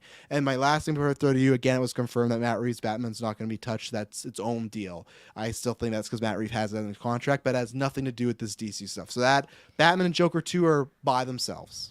Yeah, I was going to ask if like Robert Pattinson has the interest in, obviously outside of the director, but just him, if he has interest in being that kind of Batman, or if he just wants to do his own thing. The CGI battle Batman and stuff. I hope they keep that as its own thing. Yeah, this is holy shit. This is crazy. I mean, so much has changed in the last month with DC and all this, and because I'm pretty much radio silent on DC stuff. Even on Twitter, I've muted anything with DC, and like I don't want that. And sorry to the Discord. Whenever that's getting talked about, if I see it's a DC topic, I'm like, I'll come back later. I'll go to the video games channel. I'll see you guys later. Just not really my cup of tea. But it was funny because when I was uploading SideQuest yesterday, I saw like your title for your Travis Told You episode. And I was like, what the fuck happened? Like, Superman's gone, like, Henry Cavill's gone, all this crazy stuff. So, man, that's wild. I don't know where to start. Where should I start, Travis? I'm sorry. That was so much. Do you, in your best case, we've talked about this before, but now with these things, do you think the reboot is the best option, just to completely start over, or keeping, like, they literally, like, I know you didn't see, but they literally just brought Cavill back a month ago. He literally came back for Black Adam. Right? Yeah, I forgot about that. Yeah. And now he did that. He posts on Instagram, and I think it makes him more look bad. But imagine, like, he just came back, and if they feel it's better reboot, he's just gone. Like, again, he came back for a one cameo scene, announces that he's back, and no, he's gone again. Yeah, I think I was team reboot, as just makes things easier. Start with a new slate. Let the Batman happen. Don't touch that. Yeah. That's fine. I'm talking the DCU specific stuff. But then you brought up Suicide Squad. I'm like, oh yeah, there was various characters in there that would be from this universe. Now I don't know if any of those. Like, I guess Peacemaker, like, are they doing more seasons of that? Yeah, or they're filming that this year. Yeah, season 2. Yeah, so that those are wrenching things where that's like, okay, well, that's an ongoing thing, and that would be, no matter what you do, that would be a bridge connecting that old thing to a new thing. And if you're to introduce, if you want to reboot and do a new Harley Quinn or something like that, well, that's tricky because you've already kind of dipped your toes in that water there. So, yeah, I guess, the Wonder Woman thing is maybe a bit surprising, but I guess, I know that you guys weren't hot on it, but that was just, I guess, also the general perspective. People didn't really like that sequel. Okay. Well, like, I feel like we were like, it's fine. Where I feel like the internet like hates the movie. Like people list it as like one of the worst DC movies ever. I'm not gonna go that far, but it is generally not liked in the comic book community. Right. Yeah. I mean, I think they should roll out with the movies that they have next. You said there's 4, so I guess it's Flash, Aquaman, Shazam and Blue Beetle. Oh god, I totally forgot the Blue Beetle's a thing. Is that like gonna have DCU characters in it, or do you think that's kind of its own vibe? It sounds like it has connections, but connections you could easily cut like a reference. Like there's no character like popping up, but I think it's very much like, oh, there's a poster of like a Superman logo. Like you could just CGI probably some of that stuff out, Yeah, I mean, I think they should go reboot route and just like allow James Gunn and the other person, I don't know the name of the other creative person, Peter Safran. Yeah. Peter Safran, to kind of create this from the ground up a bit, because I don't know, what are they truly losing if they get rid of Cavill? Like maybe that's a big deal, but I don't know, they could do something weird where they just like bring some things forward. I guess I don't feel like Peacemaker and the existence of Suicide Squad is. I don't feel like that gets in the way for some reason. It's not enough. Yeah. I guess because that is just not. I don't know. When people think of DC, I think it's like the 100th word they come up with is Peacemaker. Like they're thinking about Batman, Superman, Wonder Woman, those kind of characters. And it's obviously rising in popularity and stuff. But I feel like after this next slew of movies, which it sounds like at least 2 of them are very messy at this point. And who knows about the other 2? I don't really know anything about Blue Beetle and haven't heard any word on that. I think you're going to like Blue Beetle, actually. I think the concept, he's a fun character. So I think if you end up seeing that one, I think it's going to be good. Who's directing or writing that one? Is it a good... I think it's a lot of newcomers. It's a lot of... Okay. I've not watched it, but there's like the main actor's someone from Cobra Kai that everyone just loves. So I think the guy has some chops. And I feel like the director, he's done some things that people like, but I don't think it's stuff I've seen. So I think it like has like people are excited. And then Shazam, if you like Shazam 1, then I think it's going to be the same as that. But it's fine. The 2 questions I want to ask you then as a follow-up before I go Taylor is, how would you feel in this reboot is if Momoa was playing a new character? Like that's really weird. Yeah. That's really weird. I don't know who Lobo is. I'm not a big DC guy, obviously. He is a space cowboy bounty hunter. He looks exactly like Jason Momoa. He's Deadpool without the fourth wall breaking, where he's very inappropriate. He's very like what Momoa is like in real life. He kind of would be playing to type, I feel. Is Lobo a character and a project that would be like a movie? Like, is that something they would do? I think so, yeah. Hopefully a smaller budget one. I don't know if it would be like the first movie of the new DCU slate, but I think it could be a character or something like that, or a antagonist. I think at most they could let him do a cameo, like how people want Chris Evans to come back as Human Torch and just do that in the MCU for the joke of it. I feel like that would be Lobo. That they could do that with Jason Momoa, and that could be funny. You could have some joke with Aquaman, but I don't think that's a good idea to go like just recast him so soon, especially when that movie hasn't even come out yet. That sequel, so. Yeah, that's a bad idea, I think. That's the word on the street, though, that he's like going to play a pivotal role in the future of the DC. Yeah, well, every word in any DC thing changes on a daily basis at this point, so that's meaningless in my mind. And I will give Asbobs, he is right that based on Twitter, if James Bond doesn't directly debunk it, it's probably true. That's why I do think most of the stuff's true. Like, there's another thing with Brock. They don't know if they're going to do Black Adam 2, but they still want to keep him, and apparently there's been stuff about Gunn and Rock not really seeing eye to eye on stuff, which I'm like, oh, gee, surprising those two personalities don't mix. What I want to ask you, too, is like, okay, if let's say they reboot, but like Gunn has many times been like, oh, before he's president, like, oh yeah, you'll see Robbie as Harley Quinn again. If they were to reboot the Justice League, would you be fine if every member was the same or different except for like Cavill? Like, do you think they can do a reboot where like, look at No Way Home, or no, it was Far From Home, where they brought in J.K. Simmons as Jonah. It's a different Jonah, but it's like, we just like him, we want to bring him over. Are you fine with that, or do you think they need to do a clean sweep, like get rid of everybody, start fresh? Or could you keep a few and just say, hey, it's Gal Gadot, but it's not the Gal Gadot and stuff? Or does that create confusion for people? Yeah, I guess it really comes down to like how many of the people, because if it's even like if it's honestly even more than one, then I think it gets into a weird territory where it's confusing to the audience. So I think they will probably try to go. I guess maybe the way to bring this up would be like, when is the next time they actually want to bring Superman in? Is it in the next 2-3 years? At that point, I think Cavill, good idea. If it's longer than that, I think you just recast at that point. I think it's just a familiarity thing too, in terms of how recently people have played these characters. Well, he was in The Flash, but apparently they haven't decided if they're going to keep him in The Flash or not. He's filmed something, but that's the word that they're still deciding. They're still figuring out if they want to put him in there and stuff, and hopefully got paid. But it's just so obvious that they have they at least had so little vision beforehand. So hopefully, hopefully, I mean, James Gunn, obviously a great director. Hopefully he is good at this job, because he could make it something special, but it's kind of unproven. Yeah, and I do want to point this out where Fanboy Class says, I never wanted Keaton in the main Batman, but I did want Old Man Bruce Batman Beyond. And that's where it's so funny, because the rumor came out like, oh, they're doing a solo Keaton movie, but that got canceled, and people were celebrating, and that didn't like Keaton. And then it came out like, oh, it was Batman Beyond, and everyone was pissed, because it's like a big like fanboy, fangirl like favorite, that animated series. So yeah, that's gonna happen. And on the game, how do you market Aquaman 2 if the Lobo thing's true? It wouldn't come out till after. Yeah, the same way that Ben Affleck said, like, I can't wait to play the Batman in Matt Reeves' movie, remember? And then once Justice League came out, he was gone. He was, oh, I'm done. So they will play coy and good up until the point. Momoa has said, he literally said in an interview that he's working on a dream DC project right now, and I think it's weird, and I think I'm with Taylor, like I do think it's like a James Gunn thing. I think he would just like go with it. I don't know, I'm fine with it. Didn't you just say though that like they're like just pitching things to the people next week for approval? But no, they're gonna pitch the plan. Like they already got the approval. These guys are hired as the president, so they're gonna so sit wait, down. Is it really a pitch if they're just telling them what they're doing? I think for the most part, it's probably more like what budgets they'll get, how many movies a year they'll get. So kind of like, here's our plan. What could you do with this plan? In a sense, like how, because I guarantee you they already had pitched, and that's how they got hired. If it's the Kathleen Kennedy route, where it's, hey, we got these guys for Solo, and they started to make a movie we didn't like, let's get rid of them, then Zazoff's also an idiot. Like, you don't just not pitch and stuff like that. So I feel like they already knew the plan. Well, we already know Zaslav's an idiot. That's confirmed. I didn't know you were so hard on he was an idiot. Is this back to the back row stuff, or what is this back to? Yeah, I mean, didn't he like tank his company like overnight, or like in a matter of like a month?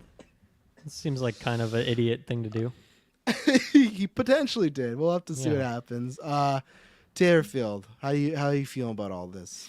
Yeah, there's a lot going on here. Start me from the square one here. What's the first question? I started Dylan from the square one. You should have taken it from his square one. I know, I can't remember square one. I feel like we're at the square 20. Okay, 1 and 3. How do you feel about that? How do you feel about character art? And Um, also, before you go, it is interesting that when Gunn got hired, people are like, oh, because he's the director, he's going to really look after the director's vision. It's like, not when you're trying to like create a cinematic universe. You can't to a point. Game. Yeah, it's a different game. It's the same way as people would always say, oh, he won't direct Superman because years ago he said he likes doing the smaller characters because no one notices what he does with them. It's like, he is now the president of those characters. Whatever happens, he said, we're making this DC Bible. So if you don't like the next Superman movie, James what does Gunn that had a hand mean? in What is that. a DC Bible? I didn't hear that They quote. compare to what Marvel has. It's like a canon, plans, like whatever is under Feige's hat. That's what their DC Bible is. And they've literally said, we're creating a DC Bible. So when you open it up, like you referred to in the past, that, hey, the old leadership maybe didn't have that. This will be hey, this character can't do this because they're doing this. This project has to happen this because we're doing that. Not this, like, what got us in the Snyder Cut mess, and stuff like that. So Taylor, 1-1-3. Are you sad to see Patty go? She's leaving another project you were going to be watching? Well, I mean, if she's very hard to work with and it's just like being like brutal and all that kind of stuff.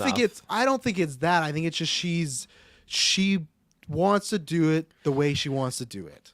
That's fair. Like, as a director, I respect that. You have your creative vision, you want to do it, but at the end of the day, when you have every investor left, right, and center kind of like shelling their money out into this film and everything like that, like, as a director, I think, and at least in today's society, you get less of a say, and it's usually like a lot of other people that invested in this film that kind of have the say. So I think for her, she's probably old school in that sense. Like I have a vision, I have the script, I want to just run with it, and just to kind And of it have worked that kind of for the convoluted. first film, though, right? It Like, that was did, a yeah. massive hit. The second one for sure is lesser than that first one for me. That first one was fantastic. So yeah, that's tricky. And when James Gunn is talking about like some of it's true, some of it's not, some of it like we're sorting out or confirming. I wonder if they're trying to like confirm that the Wikipedia link is real, or like really go into this like what is the real meaning of this term here that she sent us. That's what they're trying to figure out. So What? What? but the call direct like what was the thing, like character arc development or whatever it was? They would have gotten that link. They would have been in the party of I that think James email. Gunn has read that link before. I think he's pretty good with it when it comes to character development. Yeah. I will say though, I feel like I totally get it because I mean his creation, he did the Suicide Squad and he did Peacemaker, so of course of all things those are the two safe things, right? So I think that's fair. It's a biased thing. So Oh, these are vital to the new DC. no, yeah. We're 10-year plan. We need 5 seasons of this, 2 more Suicide Squad sequels. I'll be directing both. Yeah.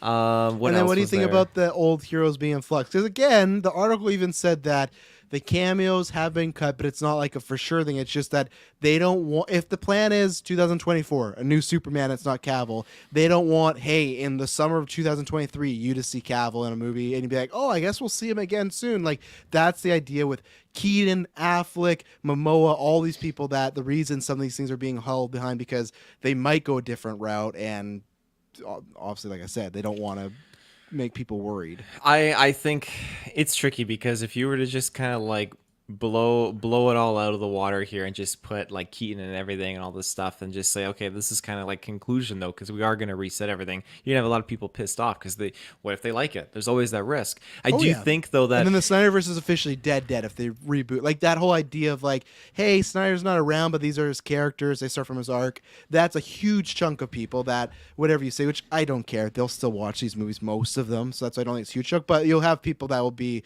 salty because then it's like the dead. It's dead on the doorknob. There's nothing coming back then. You know? Yeah, I do think that people need to come to the realization that eventually the Snyderverse storyline will come to a close. It's Well, the same I hope thing. so. Like, what do they think? It's supposed to go on for fucking ever? I think so. I think that's the case with many IPs. I think people think like it's gonna continue in this existent franchise, like that these individuals have created, and people need to understand that's not the case. not everyone can be Kevin Feige, right? There's only one that's Kevin true. Feige. you Yeah. know? So I think that these standard. actors have done a great job of being these characters. I really do believe that. I think Gal is Wonder Woman, Affleck, and Momoa is Aquaman. Like these, and especially Cavill is Man of Steel. I think we've got some great performances and some great kind of like character actor crossovers here and cameos in between films. But at the end of the day, the narrative is so choppy and convoluted when you're looking at how. Again, they have 2 Justice League movies, which is We don't even totally know one fine. canon and now. we don't know where we are. We have a future that's unfolded where Darkseid is like Taken over. yeah, Armageddon. taken over and all that, and then that's just the sideline because now we have Michael Keaton's just getting paid left, right, and center, and they're not using him in any of these projects. So I mean, he's laughing it up. You got to think about that. He came back for Flash, which he's still, but then he came for Batgirl, got rid of that movie, and then he came back for Aquaman. They cut him out, and then he was going to do another Batman movie. They stopped that movie. Now he didn't get paid for that one, but still, it's just like. And then maybe is it still a waiting game though? Because what happens if Flash comes out and Michael Keaton everyone just loves it. To me, that's where it's also short-sighted for me. If these rumors are true that they canceled this Batman Beyond movie, what if that movie comes out just like the Tobey and Andrew thing, and that's what people want, and we know that's happening because Secret Wars, it sounds like. People want more of that crossover. If you've already got rid of it, it's just like, the only way I'm kind of fine if they got rid of that, if James wants to do the full-on, we're starting over, because then I could understand. But if you're doing this wishy-washy, keeping some, getting rid of others, it's like, and maybe that's it though, because the Batman, I guess I should say that for myself. a movie in pre-production being written costs money. So maybe like Batman Beyond's not dead, but it's like, hey, let's stop that right now because we don't need to pay this person to write this movie if we don't even know if we're going to do it. And the rumor was it was the same person that wrote Birds of Prey, Flash, Bumblebee, Christina Hodson, who's like their kind of like DC kind of guru right now. So, and before you continue I want to say one thing with Clay, you said about the Patty Jenkins being like a child, literally sending an email of quotes. I will say this. We all went through it, and I was even someone. There was stuff that got reported about Zack Snyder that ended up not being true, and it was Warner Brother just giving deets to people and stuff like that to try and spin things. I don't know if I actually believe the character art thing. I really don't. I feel it's funny that this story last night comes out from Hollywood Reporter. Fans are pissed about it. And then the next day, a different website reports, and it was probably them giving the information like, oh, Patty was super hard to work with. She was sending us emails with links. Like, I don't know if I actually believe it. I think it's funny, but I don't think I believe that it went down that way. She may made a reference to something, but like, did she actually send an email? And maybe I'm wrong, but I things could easily be twisted. It wasn't in the original article. Someone else is reporting that. So anyways, Taylor, your last point there. Well, I was just going to say, like, if they were to just cleanly just cut the storylines now and just start over from scratch, then we get a couple years, let's say 5 to 6 years of new fun podcasts. 5 to 6 years of just creating these new characters, these new storylines. It's all great. And then lo and behold, maybe in that 7th, 8th, 10th year, they bring in someone like a Henry Cavill back as just kind of like that crossover. They want to do that timelines thing. Who knows? But then you could bring that in. Like, again, we didn't get that Amazing Spider-Man 3 with Andrew Garfield. We only got the 2 films, but then when they canceled that and just went head on into this new Spider-Man with Tom Holland, sure enough, we get to this point in time years later where they bring in Andrew Garfield back with Toby, and people like love it. They're ecstatic for it. And I think you could really do that and really put these characters to use if you were to go that route in the DCU. So, and like to your example, to them, and that's the thing, it's comic books, multiverse, you can do everything. The last time Michael Keaton played Batman was 1992, and he's starring in a movie next year. You know, so it's just like the same thing. You could. It doesn't mean they're gone forever, but I guess it's just that idea of, okay, who are we with for the next 3 to 5 years and stuff like that. Do you think that, like, because the rumor is Batman Beyond project was shelved, do you think like after the Flash happens and they see the reception with Keaton, do you think like, oh, you know what, maybe we do something here?